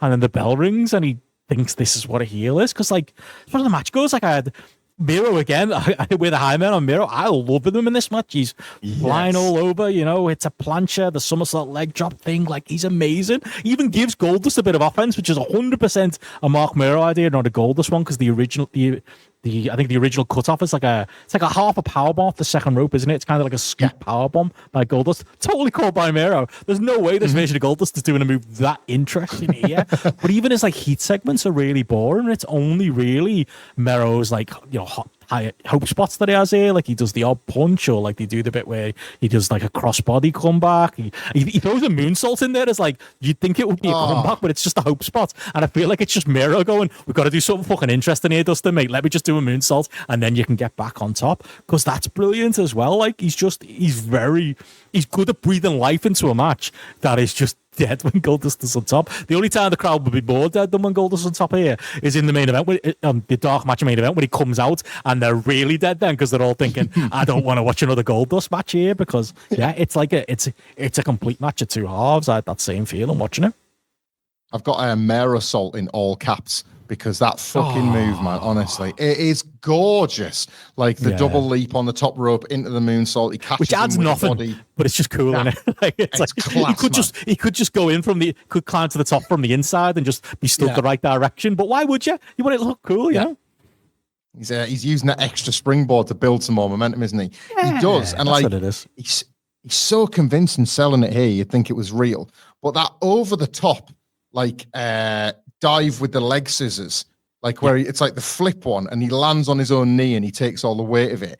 Like that is full force. He does not pull back in the way that he dives there. This is, I will give this match this, like the SummerSlam match they had was a real turkey, and this is kind of like against that bar. This is better than it. But Mero again, I think I'm starting to get it in a way that I've never done it before. You know, when we want to defend Mark Mero, especially against some of the criticisms of the other wrestlers who a lot of it is bitterness out of his guaranteed contract and whatever, rather than actually criticizing him as a worker.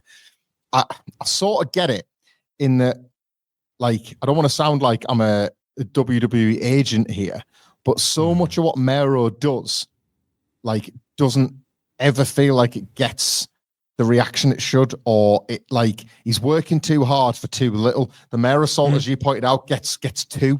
Like the move, the flip dive to the floor where he kind of takes out his own knee, that you would think would lead to like a section of the match where Goldust has some really cool stuff to work the knee, but it's for like 2 minutes and then he shakes it off, and it's like these big bumps, these big impact moments are being wasted. It's like, I don't want to teach my granny how to suck eggs, and Mark Mero was a hell of a hand on his day, but like a lot of this stuff isn't really placed in the right place to maximize the impact of it. And I think that's why, like, how are you coming away from a WWF pay-per-view in 1996 and not telling everybody you know about the Mare Assault? That's like Sabu level stuff. And Sabu was changing the world doing this shit, and Mero's getting forgotten about before the main event. The wild thing as well on top of it, like literally, I was showing our Peter with like my wrestling figures going, like he did a backflip, but he moved forwards. It was like some kind of voodoo. It was like I didn't know. I'd not watched any diving competitions, obviously, at the Olympics. I just didn't think humans could move in that direction. And to me, obviously, like you say with the with the moonsault, it's like it's a flip. Therefore, the impact is bigger. Therefore, it's a harder move. It just makes sense to me. Even if Mero's impact on it wasn't quite Jimmy Snooker-esque a lot of the time, it was a bit like watching Kidman sometimes do a shooting star. But like the actual like aerial side of it was beautiful. It really was. Like, and I can't disconnect, I suppose, my brain from being a kid and see, obviously, wiser older kids had seen Liger do a lot of these moves, but I hadn't. So for me, it was just like, I thought Mark Mero was inventing it all. But like, if you hear like Bruce Pritchard ever talk about him, I think he always says, I definitely heard like one of the early In Your Houses, I listened to one of their reviews, and he said something like, the problem with Mark Mero is just that, like, we never got the charisma out of him that you saw when he was Johnny B. Bad. And I remember just going, well, so why is he why have you made him a wild man Tarzan character then? Why is he not Johnny B. Bad? If that's what you want, just fucking make him Johnny B. Bad then. I don't think he could have won. I just think, like you say, the contract and all the other stuff is more the reason they don't, like, just coach him gently in some of the right directions and place things, like you say, in some of the better places, because it is there. It's just like a bit of a rough diamond, I think, Mark Mero at this point. He just needs a better persona here as well, and just a little better guidance. Yeah, like especially here, because he's like, he's not doing the Tarzan. This is like Johnny B. Wild, isn't it? Like he's got like the robe, like he's got the flashy robe, and he's got like the bright colors, the blues and the reds and stuff. So it's like he's trying to morph back into like finding something a bit closer to his real persona, or the Johnny B. Bad gimmick that he was obviously a lot more comfortable in. So it's like he's trying to move in that direction to meet them halfway. But ultimately, I think as well, wrestlers like this, like you sometimes don't know until after the fact. But we can sit here as fans and as critics and whatever and say, if only this wrestler got this push, then they'd be a big star or whatever. I think sometimes you don't realize how much the wrestler requires the push until they're not getting it. Mark Mero at this point couldn't really afford to lose the Intercontinental title, couldn't really afford to be made an idiot of by Perfect and Triple H. I think that was a lot more damaging to him as a character because like he lost a lot of credibility, and you don't know that until it happens.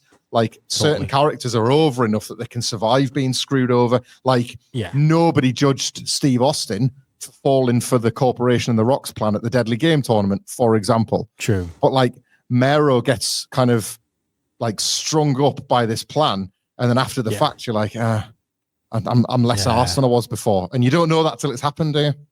No, exactly. And watching it with retrospect, knowing that's coming, I found it interesting to watch, that you see, when Perfect's out there and Hunter like kind of follows him out there. It's like, why are these cunts out there?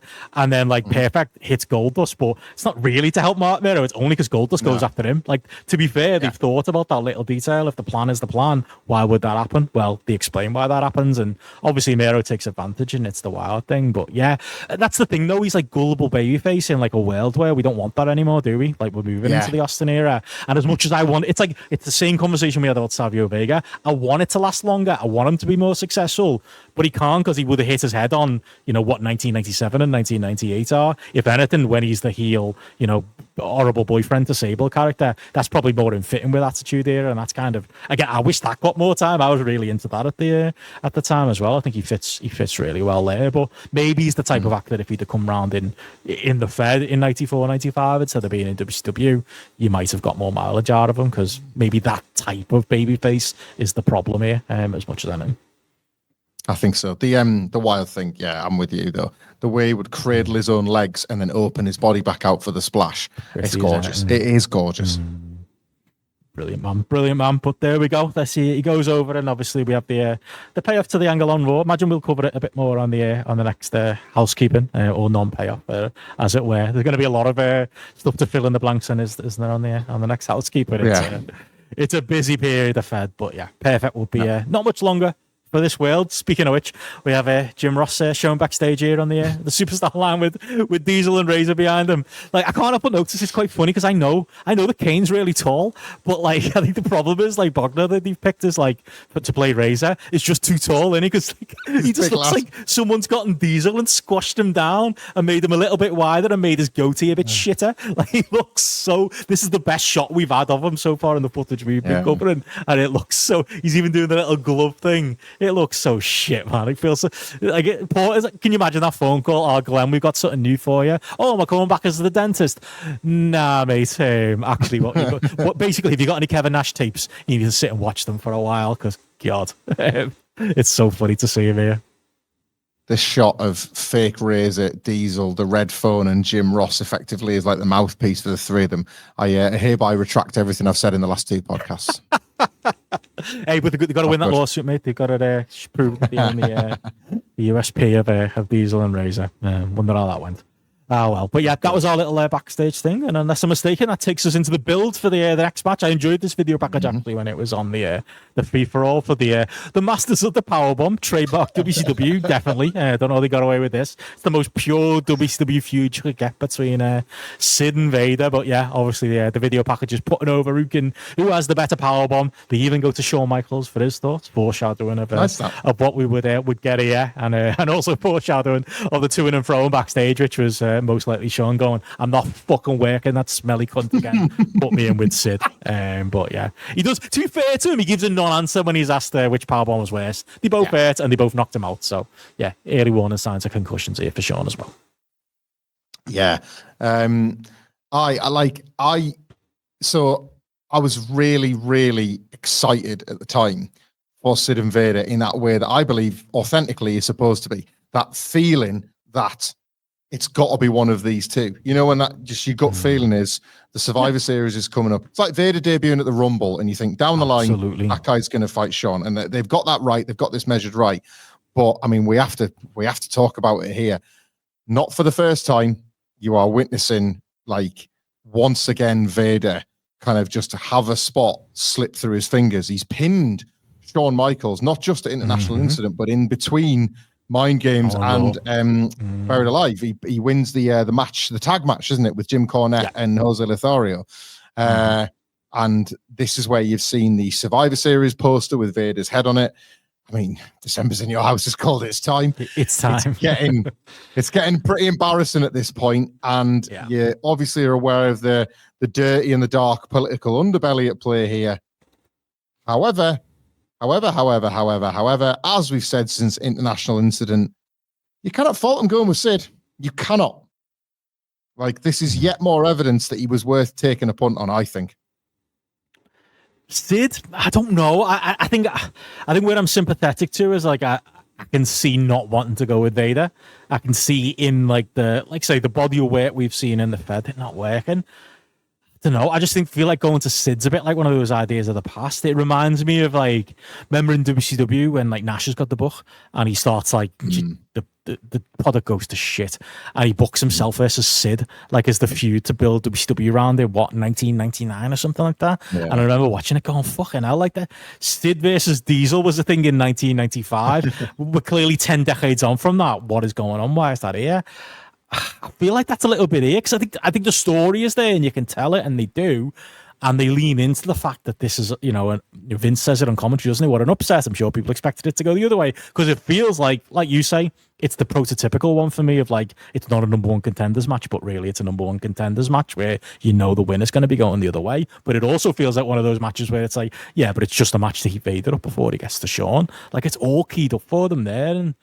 Yeah, while it might be like the history you can play off with Shawn and Sid from like the mid-90s and stuff like that, I don't know if I would go with Sid at this point. I think we kind of know what Sid is, and yet he's a reliable old hand, and it's quite interesting to say that about Sid, and that's someone who Shawn would prefer to work with when it's Sid Udy that we're talking about at this point. But I don't know, he just feels a bit past the sell-by date for me to be going back to, and just feels a bit like an indication of that we're not quite out the doldrums yet.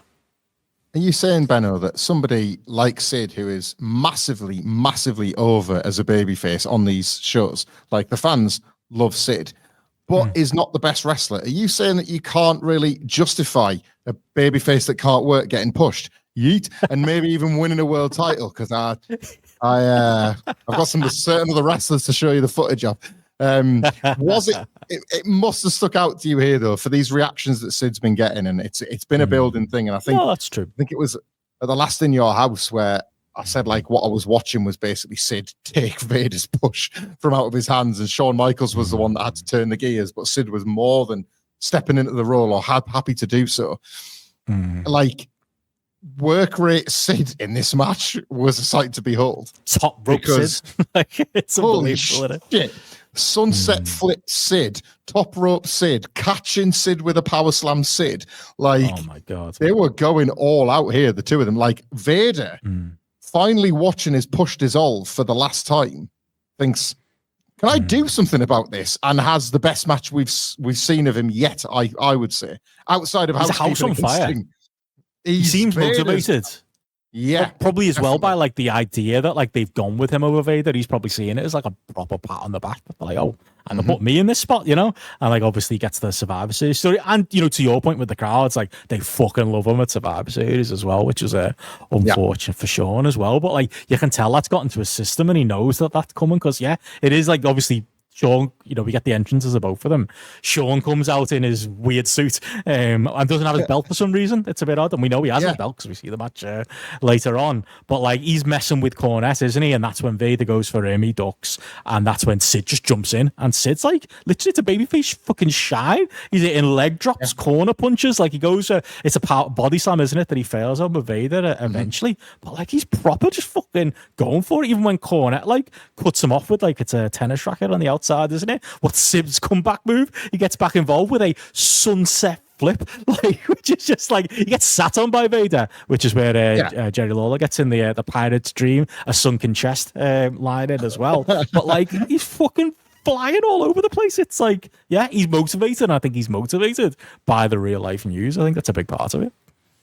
The running boots by Sid into that flying body press. Yeah, you've heard me right there.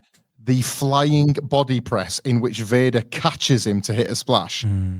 This is the business end of like Sid's work in terms of looking across his whole career and trying to find stuff that went beyond that natural charisma and that natural magnetism. There was somebody when he was kind of, I guess when he was in the clutch, it was like, what can you offer that just elevates you beyond what we think of you as Sid? And I think it's what's unique about this.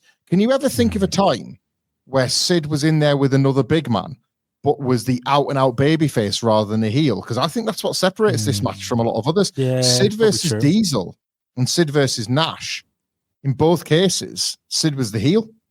So when you saw him as a babyface, he wasn't necessarily working with a lot of other big guys.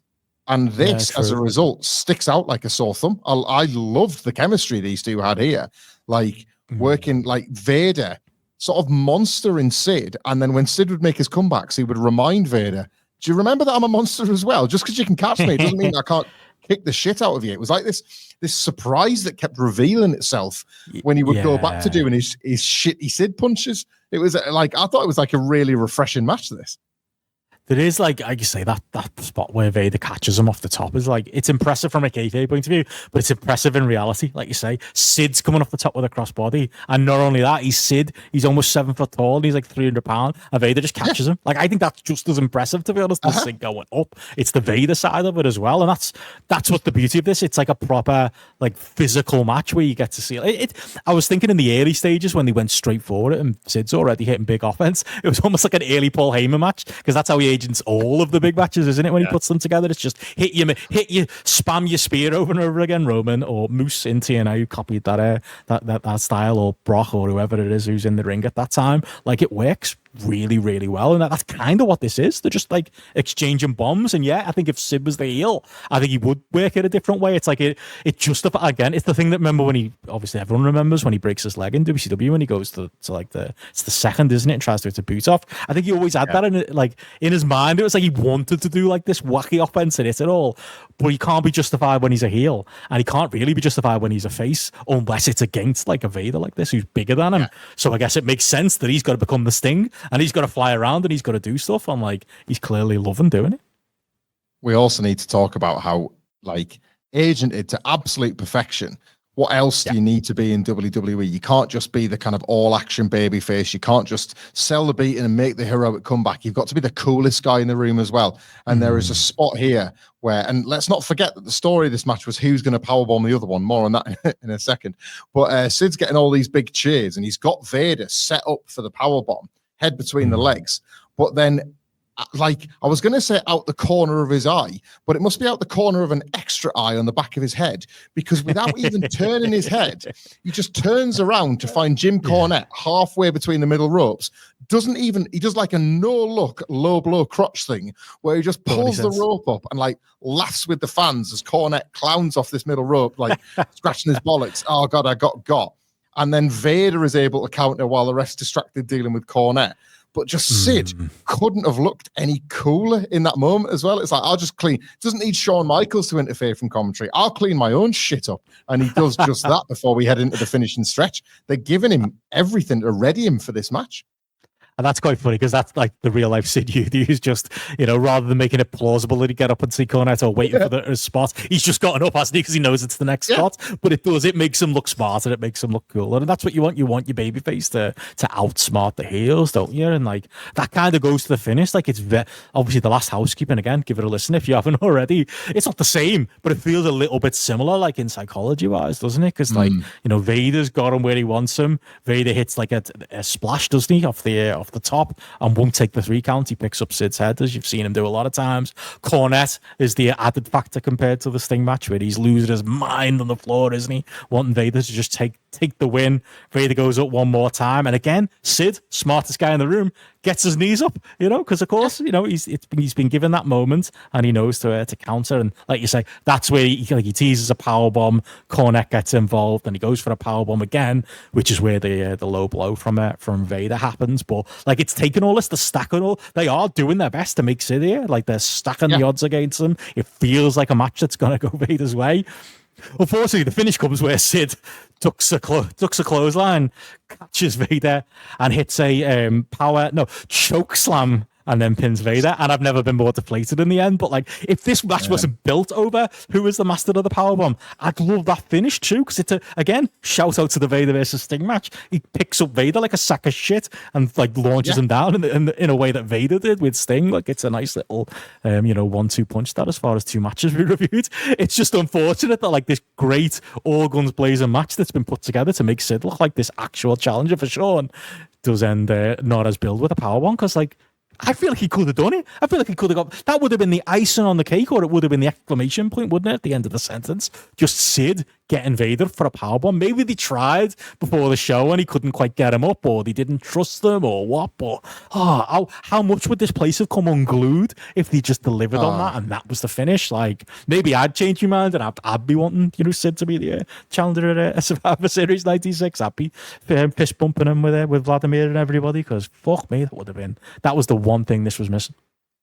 I can't fathom how this happened. Like, Vader rolls the shoulder at 3.1, which I thought was quite funny as well, because at this point he must be massively pissed off with how his year's gone. Yeah. But like, it's very un-WWE, this, isn't it, to promote this match so heavily around the powerbomb, and then it's as if the wrestlers and the agents forgot that was such a key detail. Just don't promote it. Just don't. Yeah. Yes, they'd hit power bombs, but don't include that in the build if this is what you're in. Like, the left hand didn't know what the right hand was doing. Otherwise, you simply do not end this match with a chokeslam, do you? This is just not. That's not how they do it ultimately. So that was really odd and really jarring. A quick aside on the life and death of the Vader push in 1996. I don't know if you saw this reading around your notes around the show, but as if Vader hadn't already kind of been screwed out of various title shots and fallen afoul of Shawn Michaels and the stuff that happened in the SummerSlam match and everything else where it hasn't gone his way this year. Did you catch wind of the Shawn Michaels Jim Cornette bar story? Oh no. Oh, it's a beauty. So obviously Shawn has not just worked with Vader this year. He's obviously worked with Owen Hart in the run-up to WrestleMania. He works with the Bulldog relentlessly in the aftermath of working Diesel, and then he goes straight onto Vader. So Camp Cornette has been kind of the theme of Shawn's year. And it gives Cornette reason to believe that Vader will get the belt eventually. So story goes, legend has it, that Shawn's drinking in a bar, and Jim Cornette, in an attempt to keep kayfabe, asks a mate of his to go into this bar to see if Shawn's in there, so that like he knows whether or not to go in, because they've been feuding on television all year, and it's still 1996, and it's still one of them kind of times. And maybe he's trying to prove a point after the curtain call that he's wanting to. No, you do uphold your standards of kayfabe. You don't hug your mates, whatever. Blah blah blah. Cornette being Cornette. The mate completely misunderstands the message, goes into the bar, and asks 1996 Shawn Michaels to get the fuck out because Jim Cornette wants a drink. So that's amazing. If Vader's cards weren't already marked, that was pretty much the end of Jim Cornette's time with Shawn Michaels as well.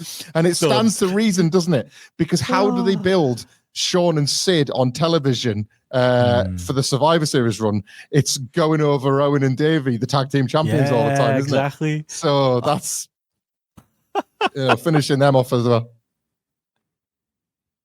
Yeah, Shawn never forgets. He never will. That's the type of man he is. But that's brilliant. But yeah, obviously, again, we have changed direction because Shawn has had his whims, and this is the way we're going to follow it. But I think they do a good job in the post match of building Sid and Shawn with the little face off and the little tease of the back and forth. There's a couple of ads here for like the Hall of Fame and the Survivor Series and MSG. I will say as well on commentary, Shawn does at one point let it slip when Vader hits the low blow. He goes, "Oh, I'll do that to Sid at Survivor Series," and it's like, Shawn, we don't know he's winning yet. Calm down, chill. But it's funny you mention he could that. have it well enough. I guess he could have meant he'd do it to Vader if Vader won instead. But to be fair, it's quite a restrained and professional commentary performance from Shawn. You'd think he'd be burying Paul Leon a bit more. I'll give it a month. Give it a couple of In Your House. I'm getting pretty excited for that one. You thought I was going into too much detail recapping Jim Ross's commentary. You haven't heard anything yet. Wait till Shawn Michaels gets on the headset. Yeah, the best stuff. 2 Survivor Series spoilers in a row because we don't know what decision Bret Hart's going to make on Raw, but they've already included him in the Survivor Series video just in case. I'm pretty sure they've got a clear direction where that's going. I loved. Do you know what bit of lore I've realized I just love about this era of? I knew I liked it, but reviewing it with you has really crystallized in me. I think it's a really cool story detail that Shawn Michaels busts Sid out of an insane asylum. I know that sounds like a cartoon thing, but if you tie together what happened in 1995 and then bring him back as this inexplicably popular babyface because Shawn was the one that held the keys and said to the orderlies, "All right, let him out." And then you have this testy little exchange in the ring where like Sid's kind of replaced Diesel, but he's not a dude with attitude. He's a fucking psychopath that is ready to just wring Shawn's neck again. It's on a knife edge compared to the Diesel stuff, isn't it? I really like it. I like Shawn and Sid's like friendship a lot. It's the same in the on the commentary. Like Shawn is kind of like, I don't know what happened, but I just kind of got a soft spot for Sid. He's kind of like trying to defend it, where he's literally that Scally who lives on your estate, who's got a pit bull and doesn't understand that one day that pit bull's going to turn on you.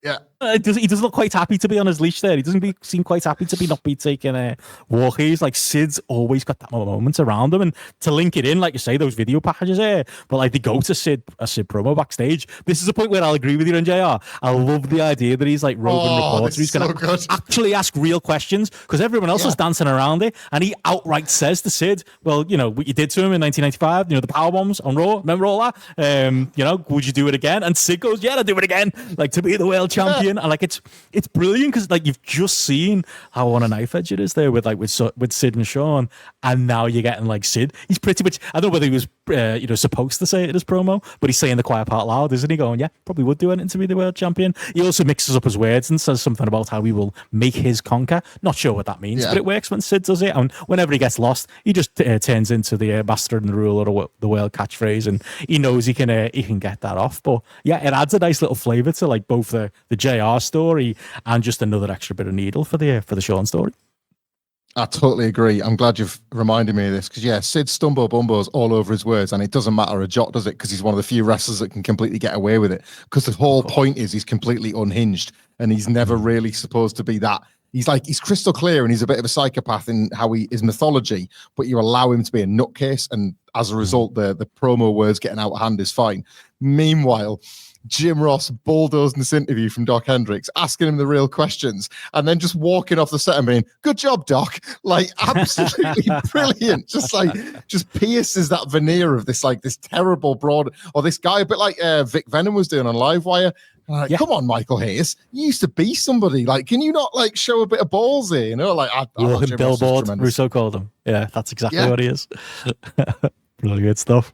Well, we obviously we have that. That's a great little bit of a foreshadowing for what's to come. And then we get the video package for Buried Alive again with Undertaker and Mankind. They show a bit of a recap of SummerSlam and of course the events of which we talked last time out. And they explain a bit the way this match will work. Like we said at the time, when we were kids, we were fantasizing about what this would look like. But yeah, we didn't have to wait no more as we get the entrances. We get Mankind coming out with Paul Bearer next to the again, weirdly placed graveside. I don't know if I thought they would just replace the ring wholesale with like a field. I don't really know what I thought it was going to look like, but interested bit of staging, obviously, with it being set up there. And then Undertaker comes out, like you said, in between gear, in between looks. We're still purple gloves Undertaker. We don't have quite the jacket and such, and there's no Paul Bearer, so it's quite an interested prospect here. But yeah, we can get into the match, and they go straight to it. It's a very, very hot start in the match itself. But yeah, any thoughts on the ceremony here and the build up, and did the actual buried alive stipulation look like how young Michael imagined it in his head? Same as you. I did wonder if like it was going to be actually outdoors or if it was going to take place like instead of the ring or whatever. I was very satisfied though. Like I didn't think they sort of skimped on the visuals that, and it would obviously play into the body of the match as well. But the steepness of the grave, I wasn't looking at it thinking, oh, that's something that Mick Foley could get chucked off of. I was just like, yeah, well, that's a grave on a hill. That's as horror movie as anything else.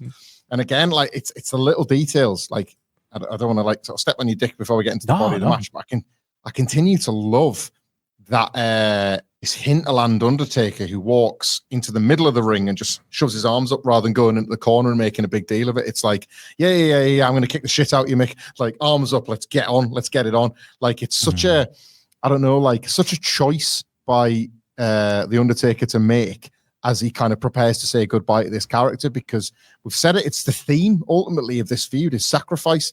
Like the Undertaker is sacrifice and ceremony. He has talked in shoot interviews of purposely walking slower for his entrance when he knew his opponents were crap, just so the audience had something more to enjoy.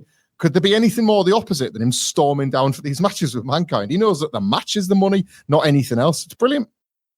100%. Like that's the difference immediately you can see from this program and Taker. It's why he's so given. I think they both massively benefit from it. But I think they do a good job. Like I say, the gimmick bit hokey, but like it was the type of thing that caught my imagination when I was a kid. But they make sure to draw your attention to it right away. Like the early stages of this match, they start hot, they're immediately brawling, and within like a minute and a half of the match, they're already at graveside to make you know like that's what this match is. That's what we're building to. They're almost like signpointing this is where we're going to end up, but we'll start here so that we can work our way back. They do a weird exchange on like the mound where they're like doing small packages. I'm not sure what they're both going for there, but it's all a bit odd. It ends in the crowd and they have a great ball and there's a great Undertaker dive there. But I guess they're establishing that the mound is there and it can be used as it definitely would be. Yeah, I think I was trying to give them the benefit of the doubt here because the cradle, as you say, looks silly. But I did wonder if the sheer fact that it took like 3 rotations to roll down the hill was like that physical illustration that it's actually quite steep. And then obviously then that puts over the size of it for later on when it matters. We need to talk here about the Undertaker doing his flying clothesline, not into the ring, but from the top fucking turnbuckle to the arena floor onto Mick Foley as a way to start this match. And then the Omega Okada-like running dive from the crowd, from nowhere, effectively, from the crowd, over the guardrail back to Mick Foley. Benno, I'm getting really worried I'm becoming an Undertaker fan, and we need these matches to get shit quick because this is unbelievable stuff from the dead man.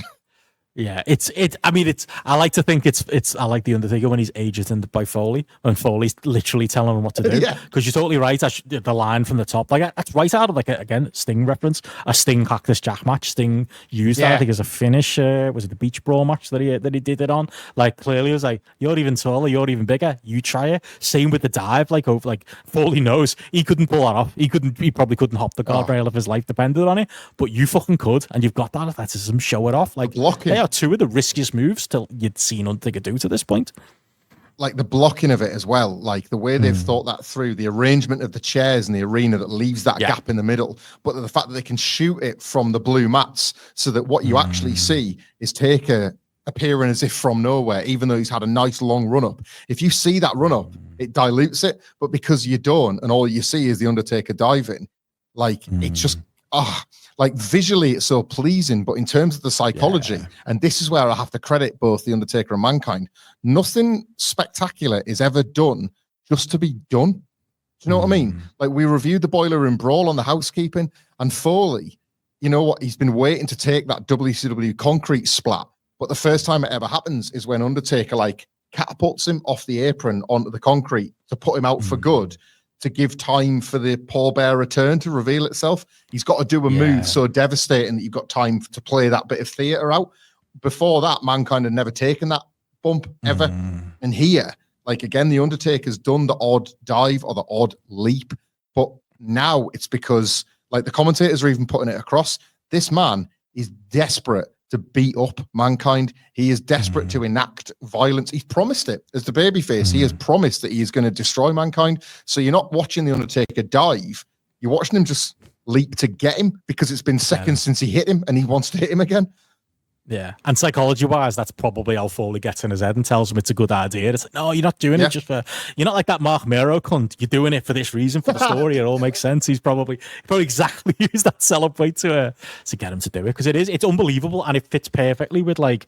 I love this combo. Like I said on the last show, I love Paul Bearer as the heel manager, and I love them as they're like a little guy. I know there's only two of them at this point. There'll be three soon, but like the fact that it's the two of them and that it takes them, because they weren't expecting Taker to be like this, to be this house on fire, and like it takes a couple of moments, doesn't it, for them to kind of get Taker to stumble, Paul Bearer trying to get involved before Mankind can take over. Like it literally, it takes like it's two like almost before Foley basically he's got the chair and he just fucking takes him out with that instead, which again Taker takes with his full forehead, which wouldn't recommend, but again he's being so given, and again it trades off well for him though as well, because it takes that to take that momentum out of him, like, and stop this house on fire that he's been for the first like 5 minutes of the match. Yeah, it's between the grave being the first thing that's ever truly rattled Mankind to the fact that the Undertaker is now already becoming a different Undertaker because he survived what happened to him in the matches that he's lost to Mankind, and emotionally he survived Paul Bearer returning on him. So you can argue that the Undertaker is like a revived, as it would turn out, the transformation isn't complete, but this is theoretically like a revived and a revitalized Undertaker. And they kind of do play with that a little bit in terms of Mankind thought he had the measure of him. And that's been so key to this story making sense, is that Mankind has had the measure of him over and over again. And then over the course of one match, he realizes how he has to get even more violent to beat this version of the Undertaker. And it's such a smart, like, it's for all the praise that gets showered on this feud, and all of it is deserved, there is such an impressive in-ring escalation between King of the Ring and the Boiler Room Brawl and this, in a way that like is illustrative of the wider story being told. The best WWE, the best World Wrestling Federation, whatever, is where, yes, the drama is high, and yes, the angles and the storylines are soapy and over the top and broad, because it's a production company and it knows how to produce those angles. But the very, very best the Fed gets is when the matches like support the story in the little ways. It's not on the nose. It's not, I like him a lot. I'm sorry, Matty Edwards. It's not Roman Reigns stopping mid-match to like narrate what he's about to do. And I'm going to use Roman Reigns as an example to play it both sides. It's Roman Reigns physically dominating a Cody Rhodes to show that he is the final boss here. He is the tribal chief. Cody, you need to get on my level or get out of the way. And that's what Undertaker and Mankind do. These are two. This is an undead zombie and a monster. Do you know what I mean? But the story has been so well produced outside of the matches that, like, in order to make it feel as big and as well as like deserving of the spot as needing to have men get buried alive, basically, to the need to have men fight in a boiler room, these matches have got to support that narrative as well, and they do such a good job of it. It's that use of space as well, and that use of like the momentum and the movement and the, like I say, just the playground that they've got. This is when you know it's Foley's brain, isn't it? Putting together like those high concept stories and making them work within this match and within the space that they've got, because that's how his brain works, and it's always been how his brain works, and it always it's always great when he's in there with somebody who's willing to like give him back. Like we said with Sting after the first match, Sting is willing to go, oh, I like working with this cunt. Let's do it. Let's do whatever you want. You can tell Taker's at that point with him as well, because like I say, you get like kind of that gang up that leads to the comeback, I suppose, on the heel side. But that leads us to like, obviously, I'm filling if you've got any notes on it, like into Foley being the first, Mankind being the first to get him to the grave. We obviously get the hokey, this is our first sign, I guess, of seeing somebody going into the grave. And again, young Benno's mind is kind of just running through, going, okay, what will this actually look like? They're not really going to bury him. What are they really going to do? You don't get a chance to see that because you get your somewhat hokey, like Undertaker, like throat grab. But the main note I have from this section of the match is like Undertaker grabs him by the throat, manages to get out of the grave, and then like it's almost missed by the cameras, but like he basically hip tosses him, doesn't he, off the mound? And Foley takes one of those early 90s WCW bumps off the mound onto the concrete that unfortunately a couple of the refs take an involuntary version of a little bit later in the match. But fuck me, I think if we'd have got a clean shot of this would have been one of the most horrible looking Foley bumps you could see. Unfortunately, you can't quite make out where he lands, but he took that like completely splat down. And again, it shifts the momentum, it uses the space we've got, and it moves us on to like the next little quarter of the match. It's like, it's so smartly thought together. Like, it's like an action film. It's like when we talked about the Boiler Room Brawl, it's that use of space and that escalation from, little area to the next area, almost actually more video game like than cinema. Like, it's really smart stuff. I was just so pleased that the replay at very least captured the height, because I was like you, I was itching to get like a wide shot, and on the replay you never got that, but you could at least see. I think they shot it from like the low angle, like kind of the Andre type lens, and you could at least see Foley like flying through the sky, and how long he was in the air for. You can then infer that it's going to be like a nasty landing. Massively so, but yeah, that's obviously that gives Taker back in control. If you have many notes from this point, this is where he kind of like, it's turnabout's fair play, isn't it? He starts using like the weapons around him. He starts using the chair for a leg drop. There's a spot here I had to note down where it looks like he's going for like some kind of flapjack, but he just, again, definitely the brainchild of Michael Foley. Like, he just kind of like, if you can picture it, like Hardcore Holly used to do it, didn't he? Like the two legs over the top. He called it the Holocaust. I wouldn't, but we all know the move we're talking about, the one that Cody Rhodes nicked off him for a while. And like, instead of Alabama doing the Slam, obvious, is that what it is? Yeah, there you go. That's the better name for it, Alabama Slam. Instead of hitting the flip, he just sits backwards into the stairs and squashes. Like, there's a point where he literally reaches behind his arse to check that Foley's still there, because he's not quite sure where Foley is. Like, that can only come from the mind of one man, and it's 100% Mick Foley. I tell you what, Foley was in his bag, these two in your houses, when it came to those steel stairs, wasn't he? He saw a steel stair, and he came up with about 6 different spots for Shawn Michaels and The Undertaker to kick the shit out of him with those things. Because, again, I cannot stress this enough. Mankind is, like, not just a wrestling monster. So the wrestling ring environment shouldn't be as effective as it is. It should be graves and boiler rooms and wacky sets. But the steel steps themselves that Foley like bumps against when he was like against Shawn Michaels, and he takes those incredible, like, he dives off them with knees or things like that. He doesn't like, I don't know, like, he never makes the steps feel like they're just the steps that every other wrestler use. They're like the ones that you almost don't notice, the way that in which, like, it's the same way that like a lot of wrestlers like should use things like ropes. Steve Austin would love doing the stun gun with people's necks onto the ropes, because it's that environmental damage. Mick Foley takes those steel stairs and he makes them feel like they're this sort of like they're guns and knives or something like that. Like, oh, Mick, don't go near those, mate. That's your danger area. You don't, like, the other wrestlers just walk up them. To Mick Foley, it's a death trap. It's literally like, if you're a modern wrestling fan who's only seen like WWE Plunder matches, everyone takes the same bumps, don't they? Everyone takes the same. Everyone takes the steps the same. Everyone takes the chair. The chair's the same on the back. Everyone takes the spear through the guardrail the same.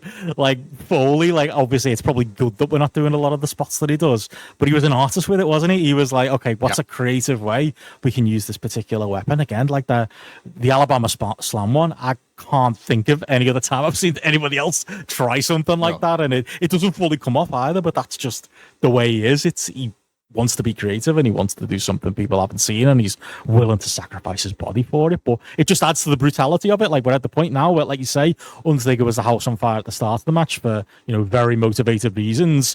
Yes, you know, Mankind and Vader have gotten on top for a while, but now he's back in control again. And what's he going to do? He's going to literally try and kill the man, which I guess is the point of the match. The fact that obviously once Taker's got that control off the back of that psychotic Alabama slam, it's like stairs to the head, stairs thrown onto Foley's back, tombstone straight away. Tombstone. He's like, yeah, actually, go fuck yourself. We're done. Like, we're heading back to the grave, and I'm gonna, like, I've got you here. I have actually finally got you. And it's the first time again, like, it's real catharsis for the Undertaker. This is not, oh, the Undertaker's beating Kamala. Oh, the Undertaker's beating Giant Gonzalez. Oh, he's beating Mabel. You never felt real catharsis. It was all very worked. It was all very, oh, well done, Undertaker. Like, that's another piece of piss win for you. This is real catharsis. This is like, he's actually got him. He's actually got him here. There's stairs, tombstone. You're going to do it. Like, and you've never ever really felt that kind of, like, fist clenched fight for well, I certainly hadn't for the Undertaker ever, but you can really feel it in this match. The audience are as desperate for the Undertaker as the Undertaker himself to get Mankind over to that grave and get this done. When he points, like, the pop that gets, and again, that's a little bit more of the human side of Taker coming out, but they love it because it's been established. That's where it is. That's where they've got to go take him. And it's like, yeah, you've killed him now. Now let's go bury him. And it's like nothing could possibly go wrong here. It's a weird thing to cheer for, but it's perfect. But the other thing that's perfect about this, like, you know, you veiled there, but it's that succession of moves. Tombstone comes out of nowhere. It all feels very definitive. But like, I think when we've gushed about the Mankind character, I think we've gushed about every aspect about it, except for, and it gets forgetting now because of fucking Sycho, but how perfect the mandible claw was for this character. Like, because you think he's dead, you think he's about to go to the grave, but it's the equivalent of that Undertaker hand coming through the floor. Horror it's movie, Foley's version of it. You just pull him out of it. Exactly, horror movie. That's exactly what it is, and it's also the scientific. Like, I don't know if you were the same as me when they were trying to explain it in commentary in the early days, like the science of it. I'll be going to our pizza. Come on, just come here. Let's just try it, or you try it on yourself, like, because it was kind of just felt unhygienic, didn't it? To put your hands in someone else's mouth. Like, I don't think that actually works the way Foley, the pressure point under the tongue or whatever it's supposed to be. In the end, it just turned into he stuffs a dirty sock in your mouth and you gag, and that's kind of the point of the move. But the psychology behind it's brilliant. But like you say, the horror movie aspect of it, that it can come at any time, I can get him out of trouble like it almost does here. It's just brilliant. Yeah, it was yet again, wrestling teaches you things. You learn state capitals, you learn venues, you learn so many like new words. And I think it was the first time I'd heard gullet, and it not be referring to a bad pronunciation of a Holland international footballer.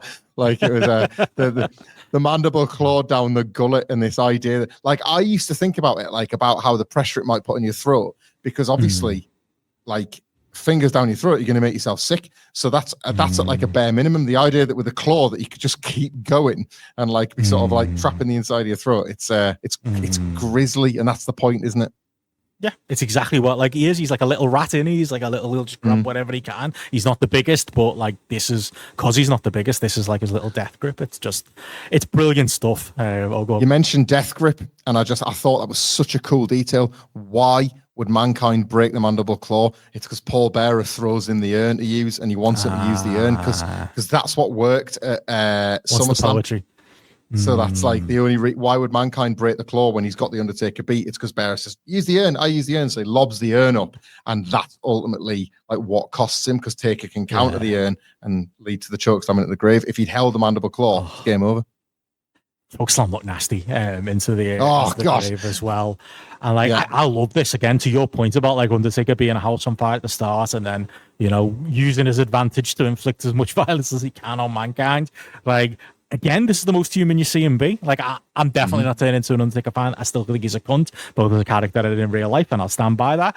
But in this moment, like, when he's literally like, he's burying him to the point where he obviously wins the match, and they call it off. But the fact that he keeps burying him, because of course he would. Like, everything that this gobshite is taken from him, he wants to kill him dead. He wants him to be gone. And like, this scene of like the refs trying to pull him off, and it really feels like a shoot as he fucking just launched. I don't know if you've got the names written down, but the refs one by one, a couple of those bumps are fucking. I can't believe that's not the thing that took Tim White out for the rest of his career. Because Jesus Christ, the way the three lads land there is horrible. But it's all like, yeah, of course, like after everything he's been through, he's not going to be stopped, and it's almost like the commentary sell the unease of it. We're like, all right, we've had our fun, we've done our gimmicky wrestling buried alive match. You've won now. All right, let's not actually kill someone. But Undertaker's like, no, I signed up for this. I'm actually going to kill someone. It's like, wow. But it's perfect for the moment. It is.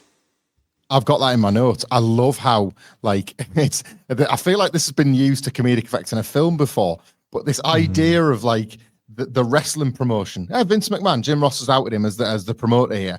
Like, we said buried alive, but like, you know, we didn't really mean like kill the guy. And yeah, to your point, Undertaker's, I fucking did, pal, because he would have killed me first if he'd have given the choice. You didn't know this is why you didn't sanction it, because this is what I'm going to do. It like plays off all of that, like, we built a grave, we've all had our fun, but it just tip a bit of soil on him, and as long as it covers his face, we're good. Then you let him out.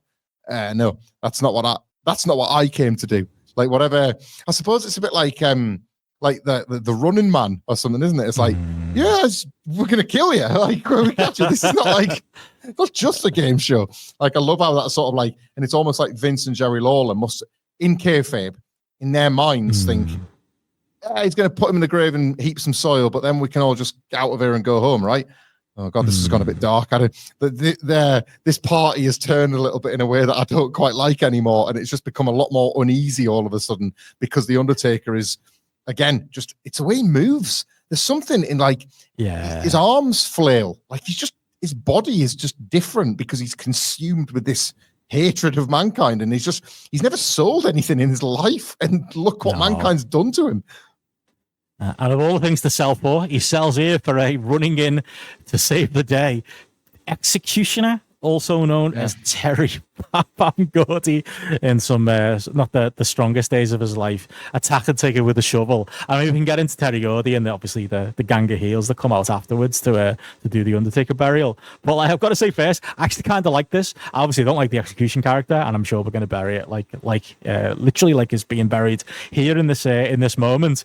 But like, I kind of like the idea of like, because it doesn't really make any sense. Surely, like, he should have came 5 minutes ago. Surely he should have helped Mankind with the match rather than save Mankind's life. If he'd gone to the effort of putting the entire getup on and putting the mask on and finding a shovel, surely like he probably could have saved Mankind earlier on and helped them win the match. But I kind of like that, because I kind of think that with wrestling sometimes, where it's like, how did you know the match wouldn't end before you got out there? You know, when somebody runs in for the interference for the finish, how do you know it wasn't going to end 10 minutes ago? And I guess the reverse is true as well. Like, it's happened here. This is 10 minutes ago. There's an alternate universe where the match goes another 10 minutes and he runs in and he helps Mankind, and Mankind wins. So I guess logically this can happen too. But it's an interesting reveal, isn't it, for a character that even gets very limited screen time, like from here on in, is more of a MacGuffin for Undertaker to smash through. But dare I say, any memories of the Executioner or this particular moment? None that I'm particularly asked to go into detail on to ruin this match until we actually get to In Your House. It's time when we'll kind of have no choice. But what I did like until I didn't hear was I loved how this was like the sort of the darker 1996 version of the Royal Rumble 1994. Like, yet again, the baddies have got the opportunity in numbers to put the Undertaker away for good. You know how that slate of wrestlers did it for Yokozuna in the coffin match? Yeah, this is that's just exactly like what it feels like. The grislier version of that, right? And at first, it's pretty cool because like that grave is filling up pretty quickly. And then it sort of doesn't. And you can see the wrestlers started to get pretty tired. And then somebody lands a Coke cup. They throw it from the crowd. And all I can concentrate on is this empty Coke cup that isn't getting covered by soil because all the wrestlers are getting tired. And like Mankind and Goldust are kind of using their arse because it's quicker than using a shovel. And they're just pushing all this soil on. But initially, at least, all of them digging the soil in that. It's this is the first run at it as well, so you can be pretty forgiving. Yeah. But it's an effective visual I like of all of they're just a sort of the nasty bastards. They've waited till the Undertaker's at his lowest. They've not joined Mankind in the fight. They're just out here to literally heat the dirt once the dirty work's done. And I quite like that. heel locker room empties. Like I say, it's always it's the visual of it, isn't it? Because I don't feel the same as me. I remember the WWF magazine covering it at the time. And like Goldust, the one who always looks out of place. It's like, what's he doing in like a muddy field in his full gold outfit? Plus, he's triple duty tonight. He's got more to do in a little while. But yeah, to be honest, like, I mean, call me like I'm 41 at this point, but when I was 12, I didn't get it. And even now, I don't 100% get it. Like, how do you think they pulled off the work of it? Because like Foley, like at least initially when Taker's burying him, it's getting pretty covered in that dirt, and then it's the same for Taker here. I just assumed camera trickery and like some of the shots of the open grave were taken earlier and they were jumping back and forth. But what you say about the can makes you think, well, no, that can't be the case. Like, what's the? Like, I know Foley's probably mad enough to literally be buried alive, but I know Calloway hasn't got it on his blood. No, so the wall of the grave, like, yes, we obviously see some dirt heaped on Taker initially, but then there's a hatch off to the side, isn't there? And he just slides into the hatch at the side. The soil goes on nothing, and then the hatch that he slides into allows him to put his hand through that random bit of grass. Because is that his hand? I just assumed that was like, you know, prosthetics, like you know, like the ghost train ride or something like that. That's what I thought. So my assumption is the little platform, because obviously he has to roll out from not being buried, so he rolls out of the way, and at this point you're just looking. If you think about how long the camera is on a wide shot of all the heels tipping soil, that's obviously when the Undertaker rolls out into like a trapdoor and can be under the grass, or he just rolls out of the way completely because the grave's so high, and they've got somebody with a little like inked tattoo sleeve and a purple glove to put the hand through the grass in his place. But that's how I always imagined it was done, because it's not like the hand comes through the soil itself, is it? So it's grass. It bursts through the grass. So I just assumed he kind of like, it's a bit like how the coffin would have that side hatch for like when Undertaker or Mankind would reveal themselves out of it, and so they can slide in and out. So I'm assuming, and that was why the grave obviously needed to be so high, because it's basically a bit of staging, isn't it? You know, it's not like that one from SmackDown in 1999 that the Big Show threw Mankind into. That's just like a flat grave, isn't it, by the metal stage?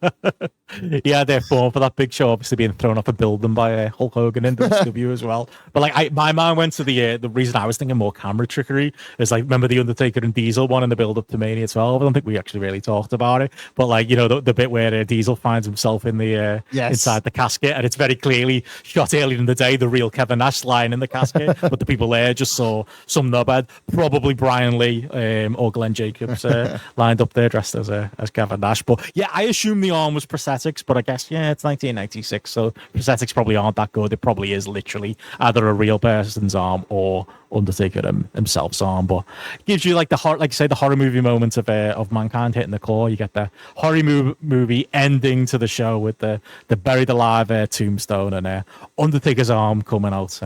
He's not dead yet. This is that reminder, that like cold water in the face.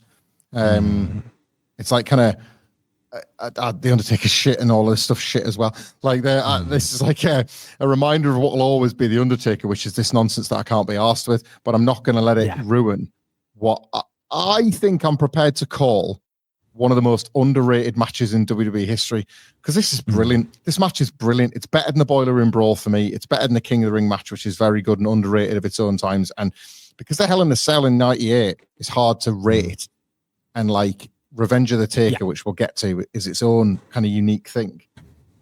This is the best one, I think. This is the I enjoyed looking at the Undertaker as this like new reinvented leather guy at the Survivor Series 1996. But that match is like the fluffy end to the story. This is where they've still got all the meat on the bones. This match is a proper gem. I think people haven't remembered what is so great about this. Otherwise, we would talk about the high spots more. Like highest recommend. I wouldn't say I love it as much as like the best of the Brett and Shawn that we've talked about on this project. Oh no! But I would absolutely. It's a must watch for people that don't necessarily have strong memories of it. There is so much to love about this match.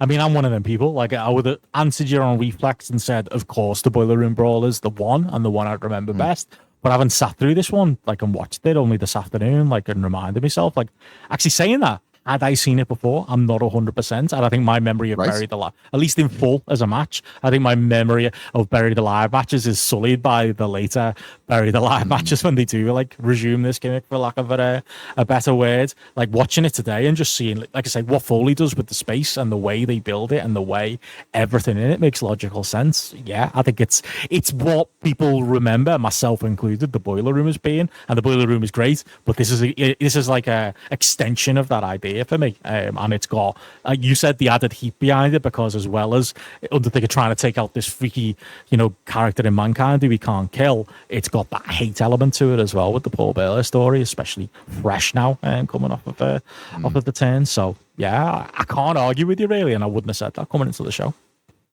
No, it's something I'll definitely miss as we kind of review these In Your Houses, and it really is down to earth with a thud.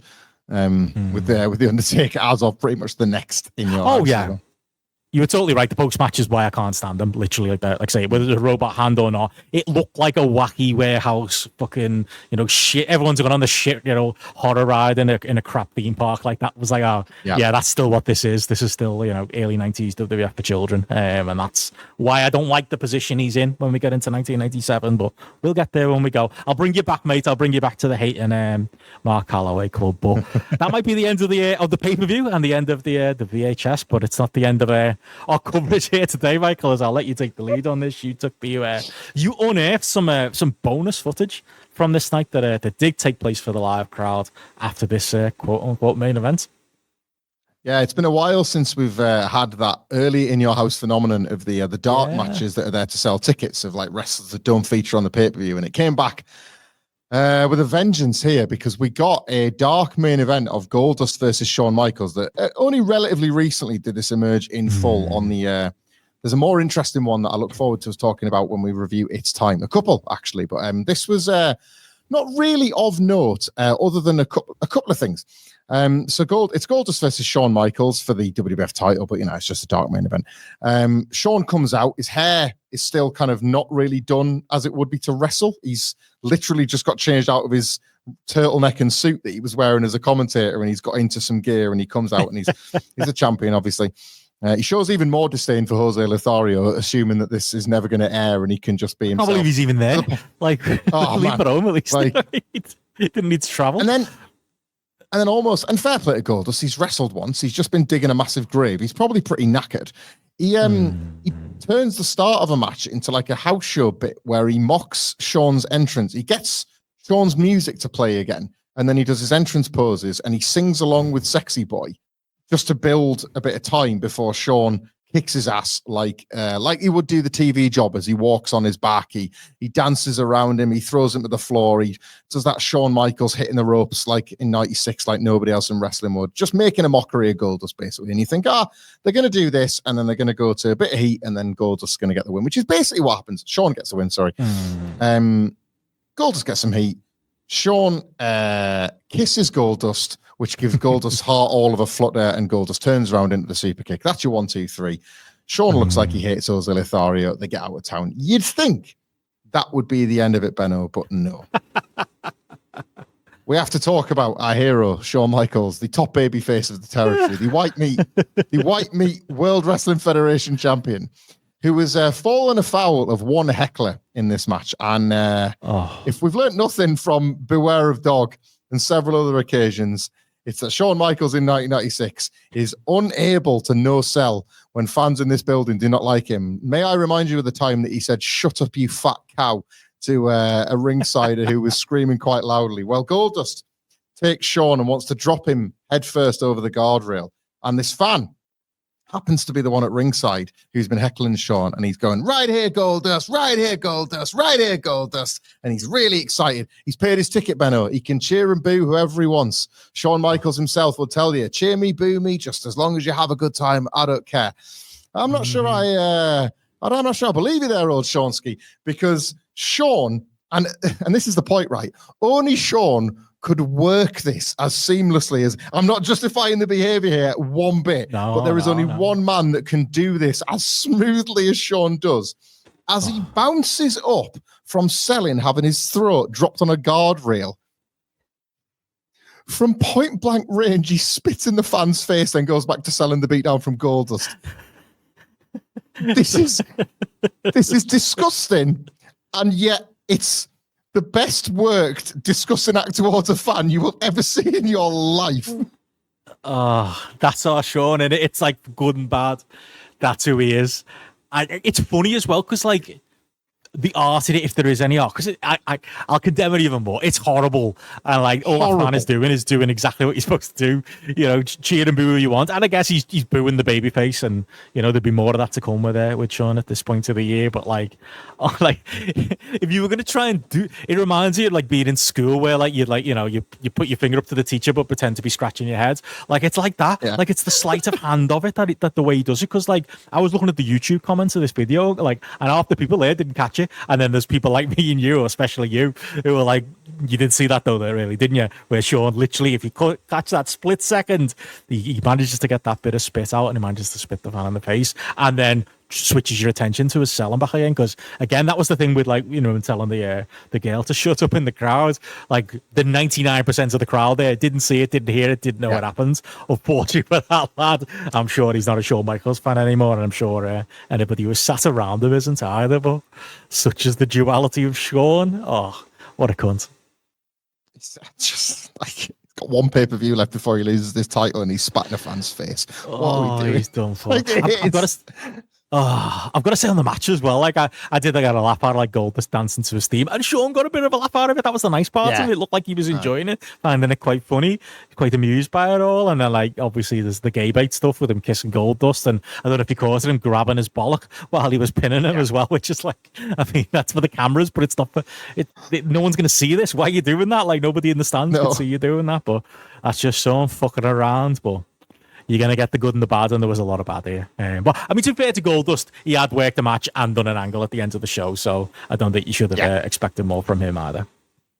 No, it's like I say, and sending the fans home happy, Shawn, I can only assume Jose Lothario was given a message by a referee to tell him to get the fuck out of the ring, because Jose just like says, give me the belt, and Shawn does this like, he kind of like pantos it, doesn't he? He says, Dad's telling me I've got to go. Sorry, guys. Like he's not making any secret of whose choice this is, because he'd rather stay in the ring and hot dog and piss him out for a bit. Yeah. But Jose started like dragging him out the ring, and it's like, I bet even Shawn's thinking, I cannot wait for Sid to hit you with that camera, old man. Like the time is coming to an end. Like that's why he's there to be minder. I do think though as well. Do you think like, because obviously we're building the Sid match and that's kind of the function of Shawn on this show. I think they could have done this on the show though. This could have been a real match on the show. Yeah. Like you wouldn't do it now, would you? You wouldn't have a pay-per-view go by without your world champion on it. AEW wouldn't do it. I get saying that WWE would do it with the Triple H books as 5 match shows. But it's what, like when we did the Shawn retrospective of '96 on GRAPPL, like it did feel a bit weird that there was this show. Like especially now where he's world champion, and to an extent it's time, but that's a bit more forgivable because he hasn't got the belt anymore. Yeah, I would have taken this as a proper match on a proper show where they put a bit more effort in. Yeah, that's it. He's it's not like he's getting his rest, is it? I know this is like a rest compared to a regular Shawn match, but it's still a match. You still got to get yourself out there, and you still got to work. Like if it's Naughton or something, they've not committed to giving him a night off, but then the match itself doesn't really scan as a true match. So it's neither one nor the other.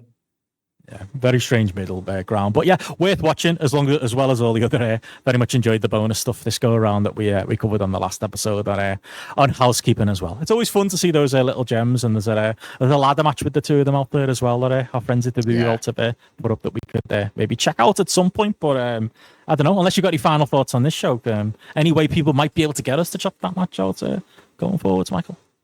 Well, Benno, they can indeed request it if they wish, thanks to our 5-star match review. If you like this podcast, or even if you don't, to be honest, we don't mind. We don't mind gimmicking the algorithms, even if you hate us. You can make us review whatever you like. If you leave us a 5-star review, and in the comments box on any of your podcast apps, leave us that 5-star review. Stick in a request that you might have. Leave your name as well, so we can give you a shout out for it on a future edition of Housekeeping. It can be anything from the new generation that maybe doesn't factor into the In Your Houses that we're covering, maybe from some of the wrestlers that featured at the time. Prior things include The Undertaker versus The Undertaker, the Click tag, and most recently on Housekeeping, we went right the way back to 1992 WCW for Sting versus Vader from Starrcade. It's wide open. Anything you fancy me and Benno talking about that is not from the In Your House podcasts, but also from our typical work on GRAPPL and WhatCulture. The choice is yours. All you need to do is leave us that 5-star review. Gimmick the algorithm a bit. Keep us above the dead man in the podcast charts. And we'll get to that good retro content on the next edition of Housekeeping. It could be yours. Brilliant stuff. So yeah, definitely get those in. And as I always say, if you think we might have missed your review, or it might have been taken away by the Spotify gods, feel free to resubmit. Tag us on Twitter. Make sure we see it either way, and we will cover it in a future episode, as Michael said. But yeah, in the meantime, Michael, anywhere else people can catch your work? I'm sure you've been busy over on WhatCulture over the last while. Indeed, yes. We are just escaping this insane summer of pay-per-views in PLEs building up. I really do wish AEW would stop counter-programming WWE, but you get what you get, you know. We've got all the coverage of all those shows, as well as the weekly churn of Raw, SmackDown, NXT, Collision, and Dynamite reviews, previews, all that good stuff. You can find me at Michael Hamflett on X/Twitter, and you can search Michael Hamflett or WhatCulture Wrestling Podcast or any of that stuff to find the regular weekly content. Brilliant stuff, always fantastic stuff, and yeah, it's been great to be here to like I say, in the middle of a busy period. As much fun as it is to cover the modern wrestling over there the last couple of months, it's been a little bit of an oasis having this homework to look forward to and put our brains in a different place. So yeah, been great stuff. But if you do want to catch me anywhere else talking more modern wrestling and our regular stuff, just search GRAPPL, no E, wherever podcasts are sold. And of course, you can follow me on Twitter at Benson Richard D. As Michael said, we'll be back in 2 weeks for Housekeeping as we build to In Your House 12. It's time, but without Vader. And in the meantime, you'll catch us then. And in the meantime, thanks for the house. Good night, all.